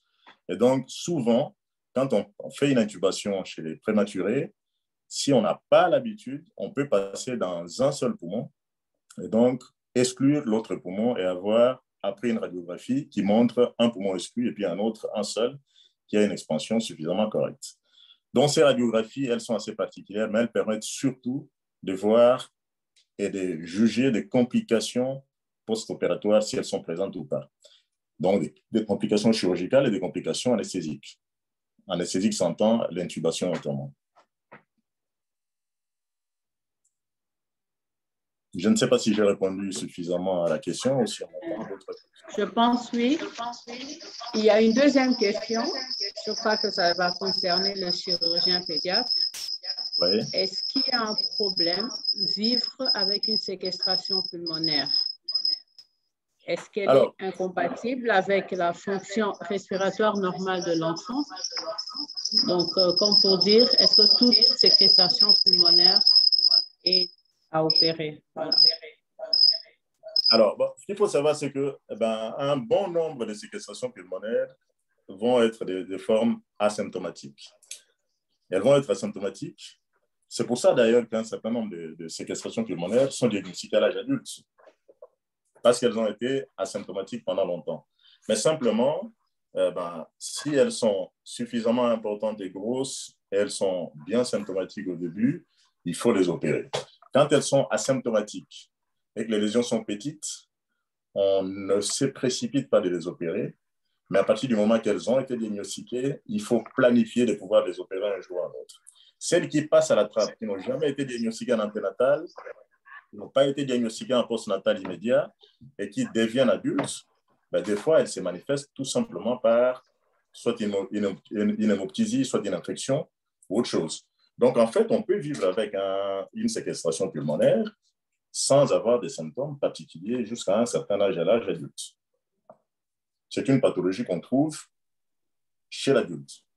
Donc, on peut vivre avec. Voilà. Merci pour la réponse assez claire. Je crois que le docteur Pichu qui a posé la question a satisfaction dans la réponse. Je vais maintenant passer au professeur Mata. David, tu es là? Oui, je suis là. Voilà, il y a une question pour toi. Quelles sont les conditions cliniques qui vous permettent de demander le scanner thoracique injecté chez un nouveau-né?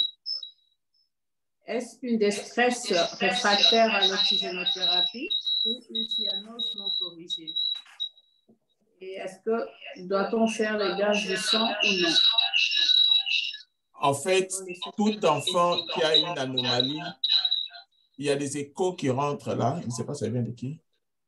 Tout enfant qui a une lésion pulmonaire à l'échographie anatomique, donc du deuxième trimestre, doit bénéficier d'un scanner postnatal pour la mise au point de ces lésions-là. En Occident, c'est une condition sine qua non. Parce que comme je l'ai montré, toutes ces lésions-là, qu'elles soient kystiques ou qu'elles soient solides, si vous faites l'IRM, ça sera un hypersignal en T2. Et quand vous faites l'échographie, ça peut être hyperéchogène, peu importe les types de lésions. C'est après la naissance qu'il y a un certain degré d'aération de la lésion. Et ce qui vous permet d'abord, de dire est-ce que c'est totalement kystique, est-ce que c'est semi-kystique, semi-solide ou c'est totalement solide, mais aussi pour visualiser l'artère aberrante qui innerve, qui apporte le sang dans la lésion, auquel cas vous allez parler de séquestration. Donc, la meilleure mise au point se fait après la naissance avec le scanner. Et comme vous le savez, que ce soit sur le fœtus, que ce soit en postnatal, Le poumon, c'est fait avec le scanner. On ne veut pas irradier l'enfant parce que s'il n'y a pas, à moins qu'il y ait suffisamment d'effet de masse, tout ça, le cœur est comprimé, il y a la nasale, tous ces éléments-là, on peut aller en vitesse. Je n'ai jamais vu un cas où on a fait scanner in utero, on fait l'IRM et le scanner vient en postnatal. Donc, pour me résumer, le scanner, c'est l'examen de mise au point des lésions trouvées en échographie anatomique dans du deuxième trimestre pour donner le diagnostic définitif de maladie. J'ai une question à professeur Mata. Oui. Quelle est votre expérience en fait dans votre centre de traitement in utero de ces malformations, notamment les grosses malformations kystiques? Ouais. Est-ce que vous faites dans votre institution des drainages? Oui, on le fait. On le fait régulièrement, mais je n'ai pas en tête quels sont les guides, les guidelines qu'ils utilisent en cas de décompression, jusqu'à quel degré. J'ai vu par exemple sur le malformation pulmonaire congénitale de voie respiratoire, on parle de l'index, on prend le diamètre de la malformation divisé par le diamètre de la tête. Au-delà de 1,6, on considère que c'est la forme, ça nécessite de l'intervention. Mais je ne sais pas si c'est le threshold, c'est la limite pour faire la chirurgie ou bien une surveillance close. Donc ça, je n'ai pas l'information. Alors, dans le traitement, je vous ai oublié un peu parce que je n'ai pas parlé d'embolisation de l'artère, qui est quelque chose que vous faites, vous, parce que nous, on ne sait pas très bien le faire, on n'a pas appris à le faire, même si on reste souvent à côté à regarder. Vous pratiquez ça personnellement dans votre équipe? Oui, si on le fait. Ou vous êtes neuro plutôt, hein? Je fais la neuro, je fais cardiaque et je fais la pédiatrie générale.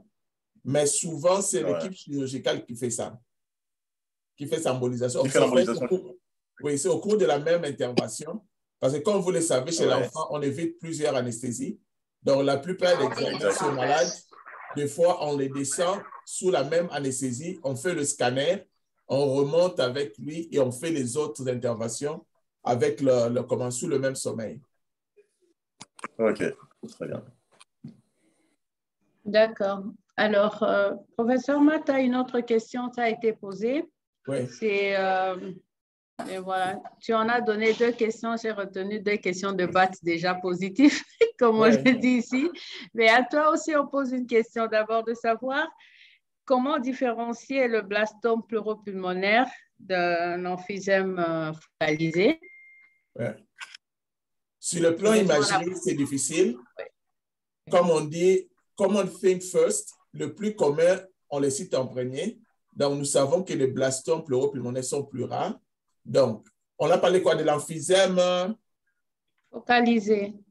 L'emphysème, là, au fait, c'est un prématuré qui a été sous oxygénothérapie. Donc, in utero, la lésion n'était pas là. Si on parle de l'emphysème pulmonaire interstitiel. Mais si on parle de l'emphysème lobaire congénital, qui est dû soit à une bronchomalésie, soit à l'atrésie bronchique, là, c'est difficile parce que les deux, ils auront la lésion in utero. Et ce qu'on fait ici, c'est peut-être s'il y a la mutation qu'on appelle le DICER1, on sait que c'est une lésion. Et souvent, ce n'est pas la seule lésion. Ces malades-là, ils ont des kystes, ils ont des masses au niveau de la thyroïde, au niveau du pancréas. Ils ont d'autres lésions associées. En fait, c'est une trouvaille qui doit être inscrite dans le cadre syndromique. Alors que dans les emphysèmes lobaires focalisés, c'est seulement une lésion isolée. Maintenant, il y a des cas où on ne sait pas dire si c'est l'un ou c'est l'autre et on voit la taille de la masse. Bon, il y a comment le bilan de laboratoire pour chercher les mutations, mais on voit l'évolution. Si on pense que ça évolue mal, on va enlever, c'est la patte qui vous donne le diagnostic définitif. Mais aussi, dans l'emphysème, comme je l'ai dit, le poumon en soi est normal. Seulement les vaisseaux qui sont écartés les uns des autres. Tu vois? Donc là, il faut faire la différence. On parle de quel emphysème? L'emphysème pulmonaire interstitiel comme complication de l'oxygénothérapie, là, le diagnostic est clair. Mais quand on parle de l'emphysème qui est dû à une atrésie lobaire, là, le poumon est clair, mais le poumon est normal, mais les vaisseaux sont écartés. Ce ne sont pas des kystes bien formés. Mais si vous avez des kystes formés, le diagnostic différencié sera plutôt entre ce qu'on appelle malformation pulmonaire congénitale des voies aériennes et le blastome pleuropulmonaire. Et par moment, on a besoin de la tomopathologie pour départager si on a affaire au blastome de type 1 qui sont totalement kystiques. Mais quand il y a une lésion solide et qu'il n'y a pas de vaisseau aberrant pour dire que c'est séquestration, donc vous pensez déjà à du blastome pleuropulmonaire. D'accord. Très bonne réponse. Alors, il y a une deuxième question qui vient encore, c'est quel diagnostic différentiel tu fais entre hernie diaphragmatique et autres masses pulmonaires qui ont une tendance kystique? OK. Dans l'hernie diaphragmatique, on perd la continuité de l'hémidiaphragme, c'est-à-dire le diaphragme de ce côté-là. Et ce qui se trouve dans le thorax, ce sont les intestins. Et à l'échographie, on peut voir le péristaltisme intestinal. On peut même voir ce qu'on appelle le gap signature, la signature de l'intestin avec cette couche intérieure qui a une hyperéchogénicité. Donc, on sait le voir sur le plan, avec le patient, on peut le voir sur la table. On voit le péristaltisme des intestins qui ont migré dans la cage thoracique. On a l'effet des masses. Ça, c'est clair. Et en postnatal aussi, on peut le faire, même avec l'échographie de diaphragme ou avec l'échographie normale, on peut suivre les anses intestinales dans le thorax. Et souvent, ça s'associe et le poumon normal est visualisé, mais c'est comprimé. Et généralement, ce sont des poumons qui sont hypoplastiques.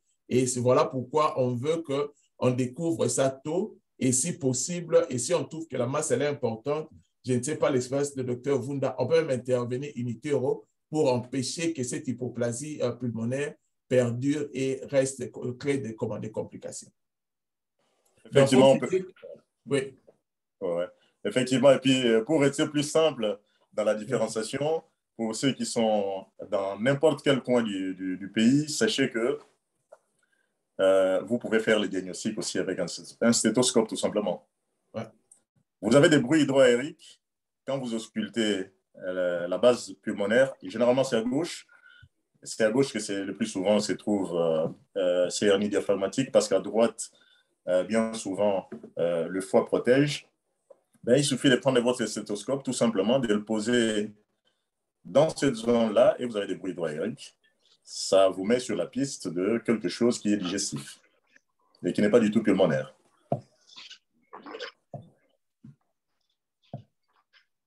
Voilà.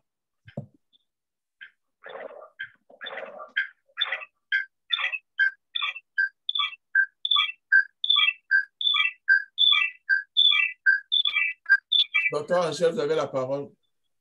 Oui, excusez-moi, ça bug un peu maintenant. Je me branche sur 2-3 choses là-bas pour... voilà, c'est pour ça il y a un bruit. Attendez une minute. Docteur Angèle, est-ce que vous avez le webinaire sur votre téléphone aussi? Oui, aussi, mais j'ai branché tout. Attendez. Il faut fermer un. C'est pourquoi ça donne les échos. Soit vous restez sur le téléphone ou vous restez sur l'ordinateur. C'est pour que je reste connecté. Je suis en train de couper. Voilà. Parce que ça fait les échos quand vous avez les deux ouverts. Je vais couper. Hein? Oui, là, on vous a 5 sur 5. D'accord. Voilà. Une autre question, c'est posée par le docteur Jean-Pierre Kankou. Il pose la question de savoir comment distinguer la majorité des lésions bulleuses présentées ici avec les staphylococci pleuropulmonaires qui sont encore retrouvés dans les régions tropicales.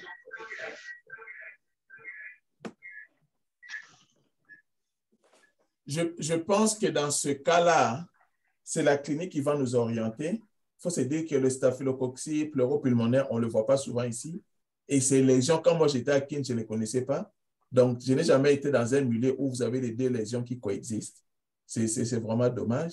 Mais je pense qu'une staphylococci qui donnerait des lésions comme ça cliniquement, on doit déjà soupçonner sur le plan clinique et biologique. Donc, c'est ça. Et aussi, les staphylococci, je ne pense pas qu'on a ça au deuxième trimestre de la grossesse. Et la plupart de ces lésions, nous les découvrons déjà au deuxième trimestre. Et je comprends la question du docteur Kankou. c'est dans nos milieux là-bas en Afrique, quand on a affaire à une femme qui n'a pas bénéficié de l'échographie au deuxième trimestre et qui présente ces lésions-là avec un bilan infectieux positif, comment les différencier? Je pense qu'il faut que je voie un cas pour trouver les trucs, mais je pense qu'on doit quand même avoir des astuces pour pouvoir les différencier, surtout les travaux cliniques, le tableau biologique qui sera très perturbé en cas de staphylococcus.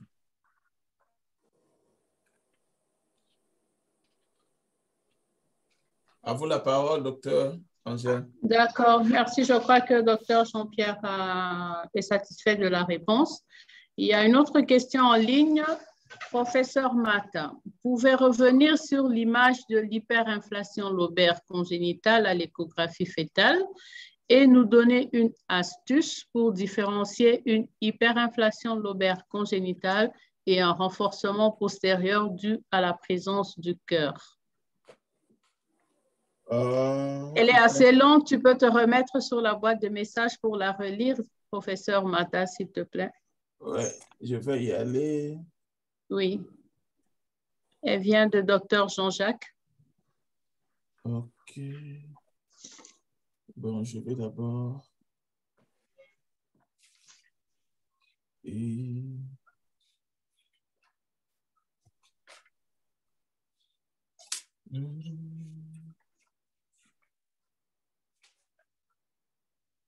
Vous voyez mon écran là, je crois. Oui. Oui, l'écran est partagé, oui. Oui, je dois aller là où j'ai parlé de ces choses-là. Je ne sais pas comment les retrouver. Ça, on a balayé. L'emphysème, on a parlé. Ça, on en a parlé. Hyperinflation, oui. Syndrome inhalation. Ça, on a fini. Séquestration, on a balayé. Et c'est pas ça. Ça, on a encore dans les séquestration, malformation pulmonaire congénitale, ça, on en a parlé. Lésions hybrides. C'est de ça maintenant qu'on parle. Oui. Donc, l'hyperplasie lobaire congénitale. Hyperinflation. Oui. L'hyperinflation lobaire congénitale, c'est ça. Et l'emphysème lobaire, oui. En fait, toutes ces lésions, je comprends parce que quand tu regardes la radiographie, l'image, c'est que ça sera kystique et vous pensez qu'à la radiographie, ce sera les kystes et on aura le renforcement postérieur, ce qui n'est pas le cas. Parce qu'une hétéro, vous vous souvenez quand je parlais de stress respiratoire transitoire, c'était parce qu'il y avait des liquides dans le poumon qui n'étaient pas dégagés. Et ici, ce sont les mêmes liquides qui vont remplir ces cavités kystiques-là, une hétéro. Donc, ça vous donne l'image de comment? C'est comme si on a des liquides à l'intérieur. Et le cœur, on sait le voir parce que sur le plan clinique, on voit les cœurs battre. Donc, on ne sait pas les confondre. Et souvent, on peut avoir l'image avec les 4 chambres, avec les 3 vues. Donc, on sait bien différencier le cœur qui est en mouvement, qui est en train de battre, et une lésion ou une asymétrie d'échogénicité de 2 côtés. Et ici, en Occident, quand on a des lésions comme ça, l'intention, ce n'est pas de tout dire à l'échographie. L'intention, c'est de dire d'abord que c'est anormal, je dois aller à l'étape supérieure. Et à l'étape supérieure, parce qu'ici, c'est un problème de législation. C'est-à-dire qu'une femme qui n'est pas contente de sa grossesse, elle peut la terminer. Mais il y a des règles pour ça. Tu peux la terminer. Quand j'étais à Toronto, ça avait 24 semaines. Donc, s'il y a une lésion pareille, on fait ce qu'on appelle l'IRM fœtal pour caractériser davantage la lésion et chercher les lésions associées. Si on pense après consentement éclairé, c'est une lésion incompatible à la vie, la femme peut arrêter la grossesse. Donc, l'échographie nous montre qu'il y a une anomalie. On sait bien voir que c'est dans le poumon, ce n'est pas dans le cœur. Pourquoi? Parce que le cœur, on doit voir la structure en train de battre avec les 2 chambres ventriculaires et auriculaires, mais on trouve que le poumon a une asymétrie et c'est la lésion asymétrique qu'on va évaluer. Et on fait l'IRM, on trouve.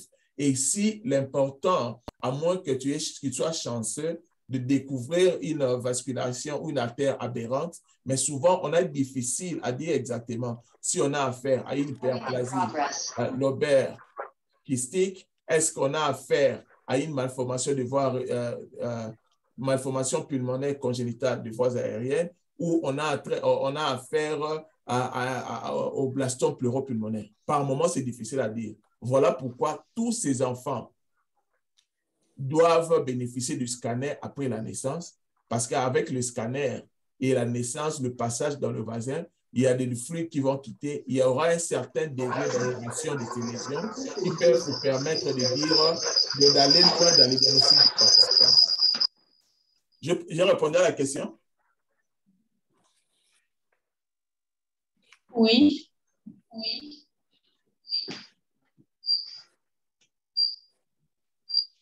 Il y a Boutamanika qui a levé la main. Est-ce que tu peux désactiver, tu peux activer son micro? Oui, je crois qu'il doit être capable de l'activer. Il a déjà activé. D'accord. Bon, ben, oh là là, my goodness. Ok, très bien.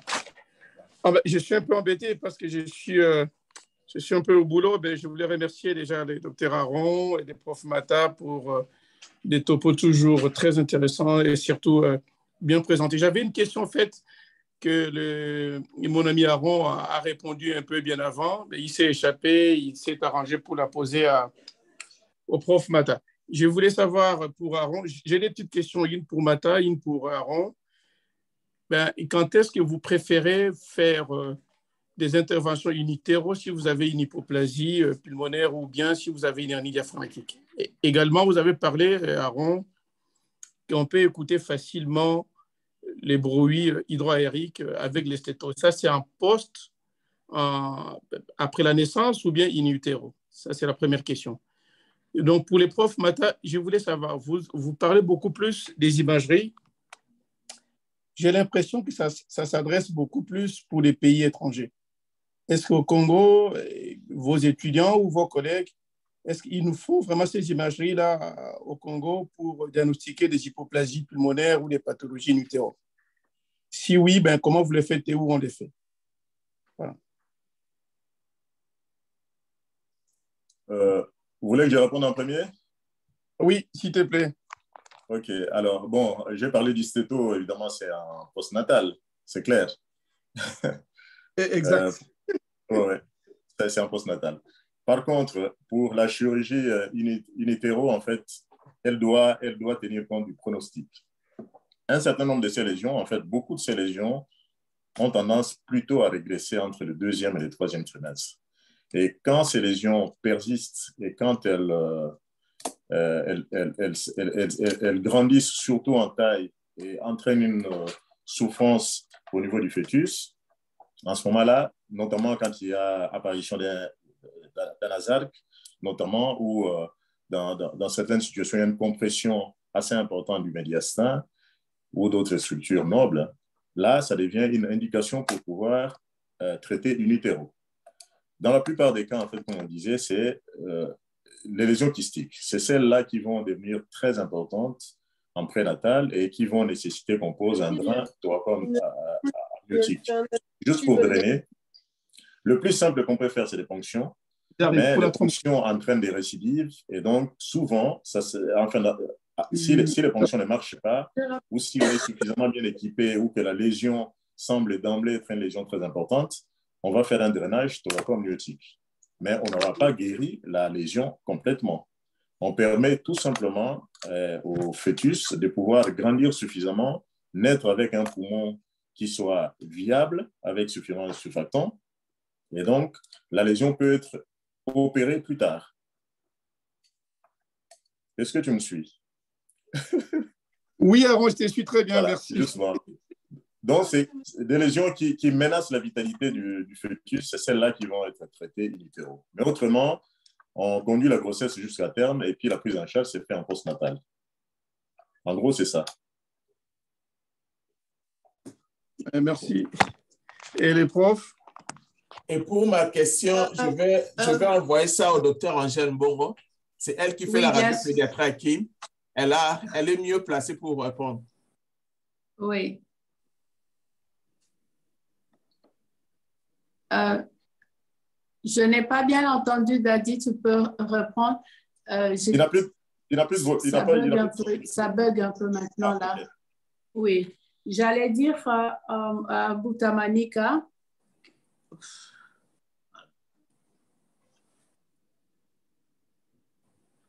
Vous m'entendez là maintenant? Oui, en fait, moi, je vous entends. D'accord, voilà. Boutamanika, j'allais dire, il se pose ce problème-là par rapport à la prise en charge de la femme enceinte parce que tout le monde veut faire l'échographie de la femme enceinte, mais tout le monde n'a pas appris à bien faire l'échographie de la femme enceinte. Pour qu'on puisse diagnostiquer ces pathologies à prendre en charge à la naissance ou en deuxième période de grossesse, il faut savoir bien faire son échographie fœtale. Il faut être initié, il faut bien faire l'échographie de dépistage. Quand on connaît, on découvre la normale et ça nous permet de prendre en charge à la fin. C'est quelque chose qui doit encore être réglementé ici. Il faut que les bases soient bien posées pour que seuls les bien formés fassent l'échographie fœtale, l'échographie de la femme enceinte. Sinon, les errances diagnostiques restent en pourcentage élevé ici parce que ce n'est pas bien réglementé et tout le monde veut faire. Voilà. Donc, bref, vous ne le faites pas alors. Donc, c'est inutile que Dadi nous donne ces cours-là alors. Ne pas faire, je dis non. Il y a des gens qui le font. Je le fais, les autres le font. Le pourcentage, il est minime. Parce que c'est tout le monde qui fait et des gens, comment je dirais, celui qui ne sait pas faire ne s'arrête pas. Donc, il faut une réglementation autour de tout ça parce que même en Occident, même en Afrique du Sud, partout, ceux qui ne sont pas formés à l'échographie de la femme enceinte ne le font pas. Mais ici, c'est tout le monde qui fait, donc ils passent à côté de beaucoup de choses. Mais quand vous êtes formé, initié, vous détectez les pathologies in utero. Maintenant, on découvre presque tout in utero. Voilà, c'est un peu ça. Bon, en fait, on va y arriver parce que nous sommes dans ça, nous sommes dans la formation, nous sommes dans l'échographie fœtale de dépistage, nous allons y arriver. La roue tourne déjà. Je pose la question parce qu'en fait, c'est dans un but précis. Quand j'étais à Montréal, c'est un de mes premiers articles que j'avais travaillé sur l'hypoplasie pulmonaire et les hernies diaphragmatiques. Donc, je me suis rendu compte que finalement, on pouvait en avoir aussi autant chez nous. C'est pourquoi ma question était de savoir, comme les profs l'ont dit, ils nous donnent souvent ces topos, est-ce que vous faites ça? Est-ce que vous avez déjà trouvé ça au Congo? Et quel est devenu? Vous appelez Aaron pour venir opérer ou quelqu'un d'autre? C'est un peu ça. C'était ça ma question. Ou si on ne se trouve pas, ça ne se trouve pas, donc tous ces enfants-là, ils meurent. C'est juste ça ma question. Je peux dire pour ma part, en une année, j'ai eu 2 cas de hernie diaphragmatique in utero et ils ont été transférés. Voilà. C'est le docteur Mouepou qui les a pris en charge. Transférés où? En Afrique du Sud ou bien au Crédit universitaire? Non. On renvoie chez le médecin et c'est un suivi, c'est pluridisciplinaire. Le chirurgien pédiatre suit avec et juste après l'accouchement, il intervient. C'est pourquoi j'ai cité le nom du docteur Mouepou. D'accord. En fait, 2. Je n'en ai pas eu plus. En 2 ans, en tout cas, j'en ai eu 2. Mais les 2, c'était en une année. Ah, super.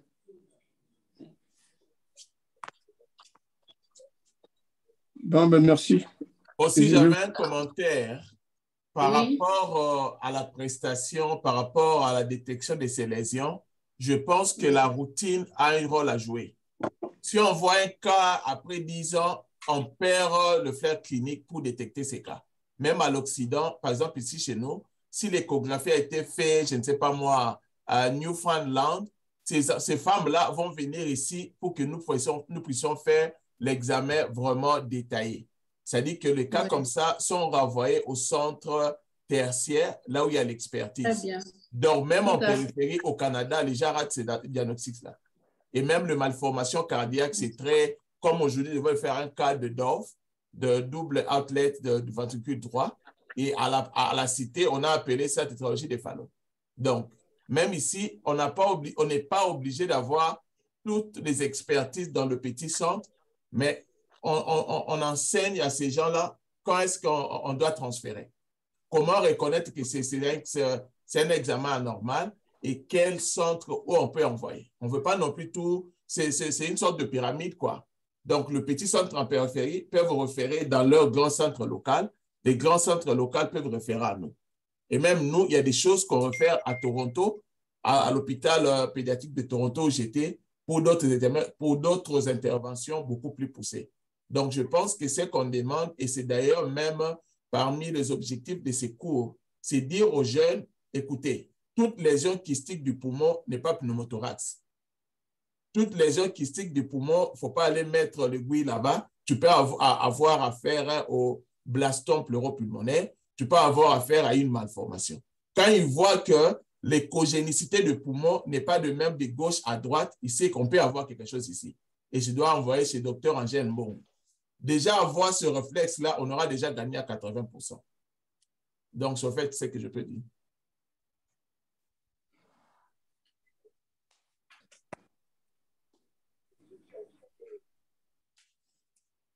Merci. Est-ce qu'il y a une autre question?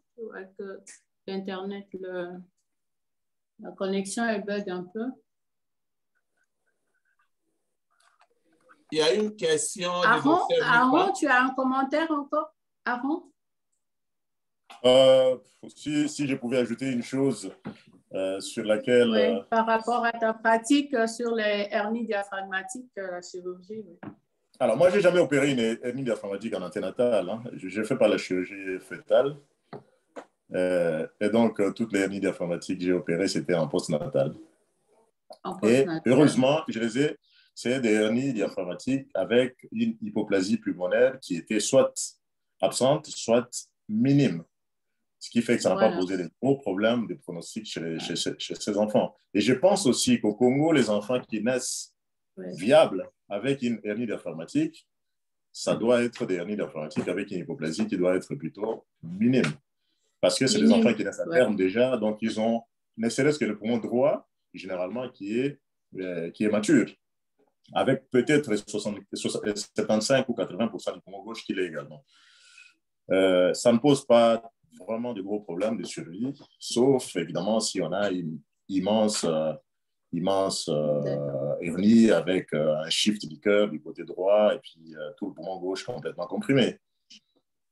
Et j'ai jamais vu ça. J'ai jamais opéré un cas de ce type.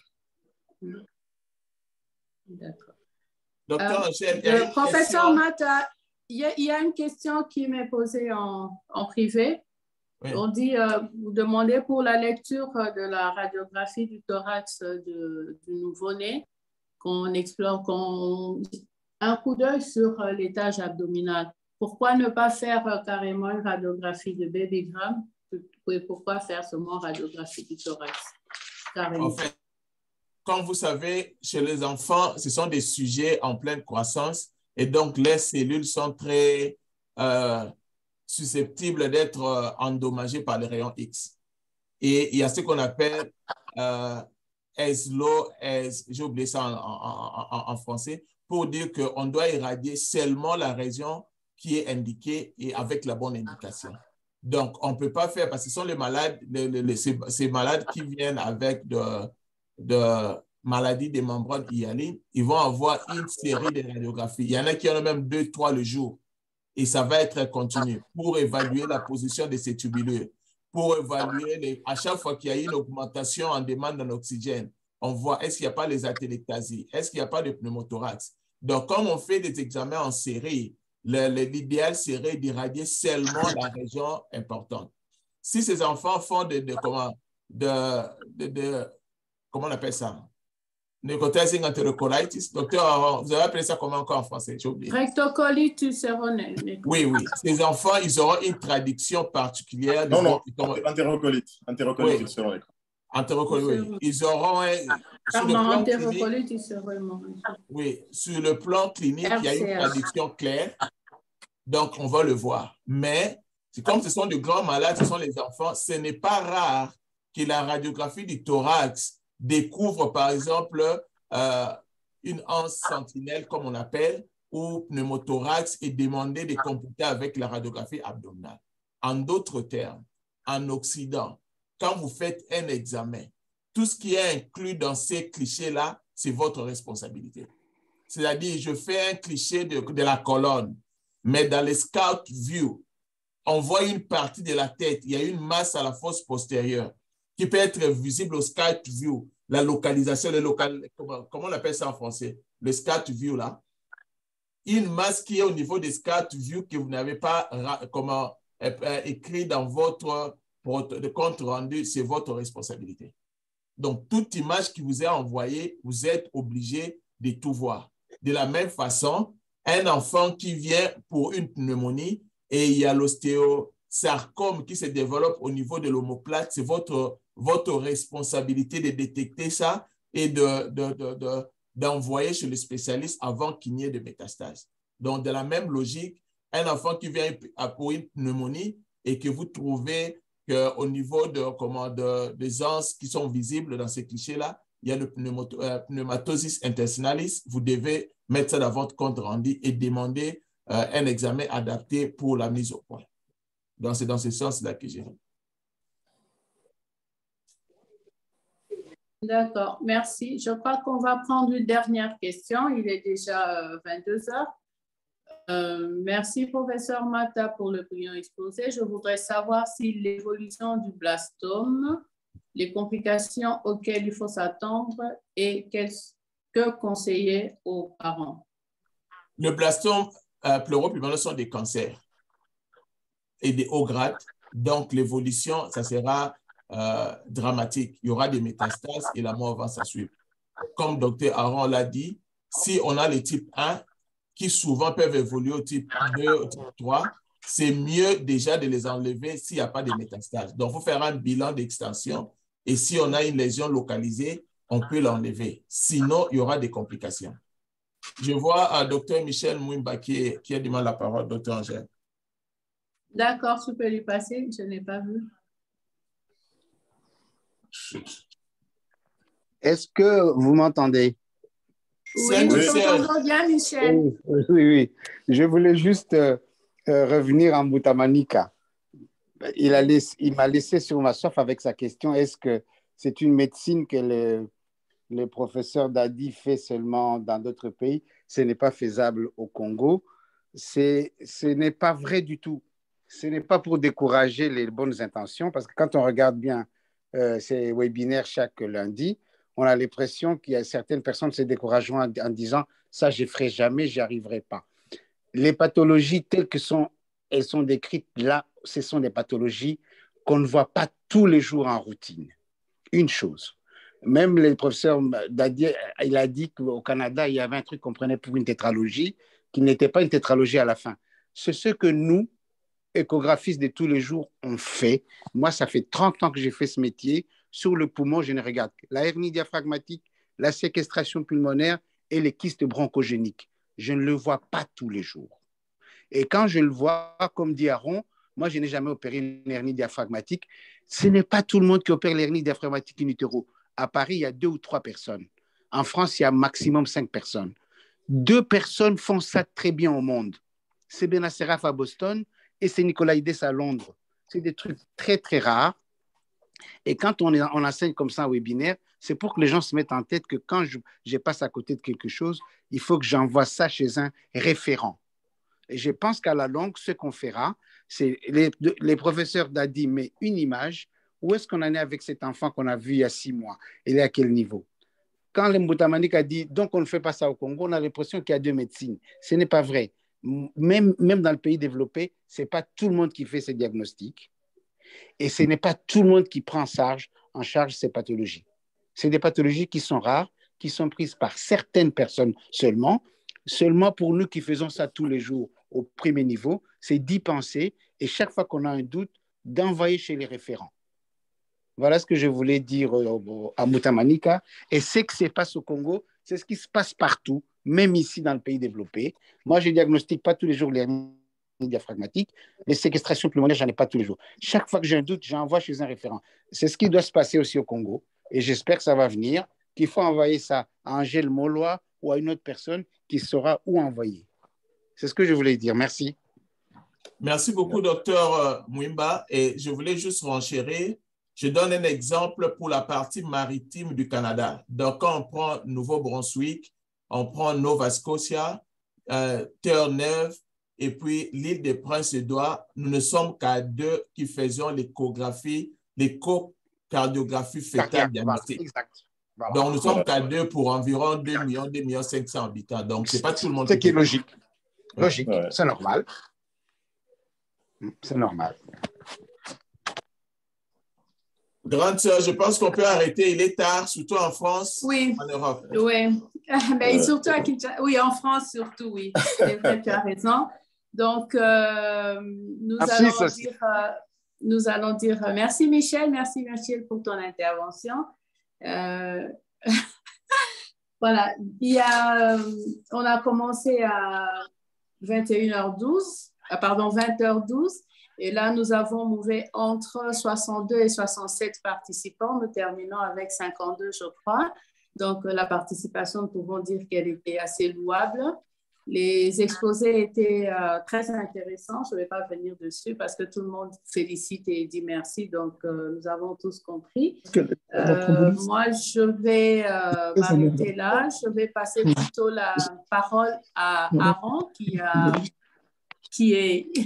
intervenu aujourd'hui pour la première fois.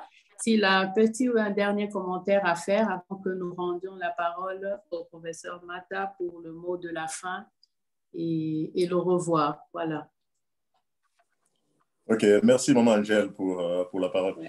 Ce que je peux dire en fait à notre auguste assemblée, c'est que, bon, contrairement à ce que mon ami docteur Moutamanika a dit, généralement, il faut apprendre à connaître des choses pour les chercher. On dit toujours qu'on trouve que c'est qu'on cherche et on cherche que c'est qu'on connaît.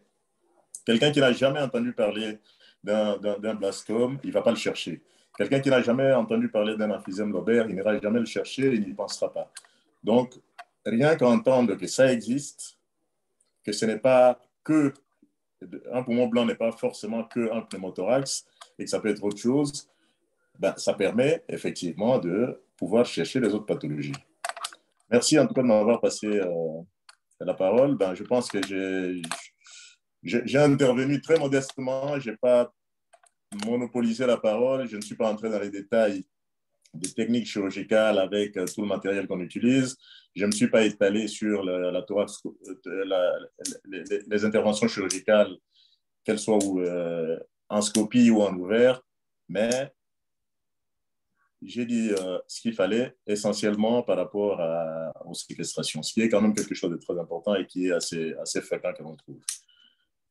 S'il y a une chose à ajouter également... Je crois qu'il y aura un autre sujet et qu'on reviendra à vous. Gardez encore ce qu'il y a dans la besace, on reviendra à vous sûrement. OK, merci beaucoup en tout cas, merci. Donc, on peut retenir de vous une autre façon de dire, c'est que toujours bien faire, s'habituer au normal et après, on découvrira la normale. C'est en fait ça, ce que vous venez de dire. OK. Alors, professeur Mata. Merci beaucoup à tous et à toutes. On se voit le lundi prochain. Merci beaucoup à Dr Vunda qui nous a donné beaucoup de son temps précieux. On compte vous revoir encore lors de prochains sujets. Au revoir. Bye bye. Je crois que, professeur Mata, je crois qu'à toi, il y a une question posée. Tu étais en train de chercher d'autres sujets. Je crois que le poumon opéré, ça fera aussi un autre sujet de webinaire. Oui, mais c'est dans une semaine, ça va prendre beaucoup de temps. Oui, on va trouver quelqu'un. Une autre fois, en fait. Oui. Oui, on va trouver quelqu'un. Parce que ça m'a bousillé le week-end. Il y avait la tempête Fiona ici, donc on n'avait pas du courant 2 jours. Hier, je travaillais de 4h à 23h pour préparer cet exposé. Alors. Sinon, 2-3 cas cliniques par rapport au diagnostic anténatal, comment opérer et ce qu'on trouve après, en cas clinique, par exemple. Oui, on va voir comment. On va trouver quelque chose, sûrement. D'accord. Oui. OK. Bon, alors.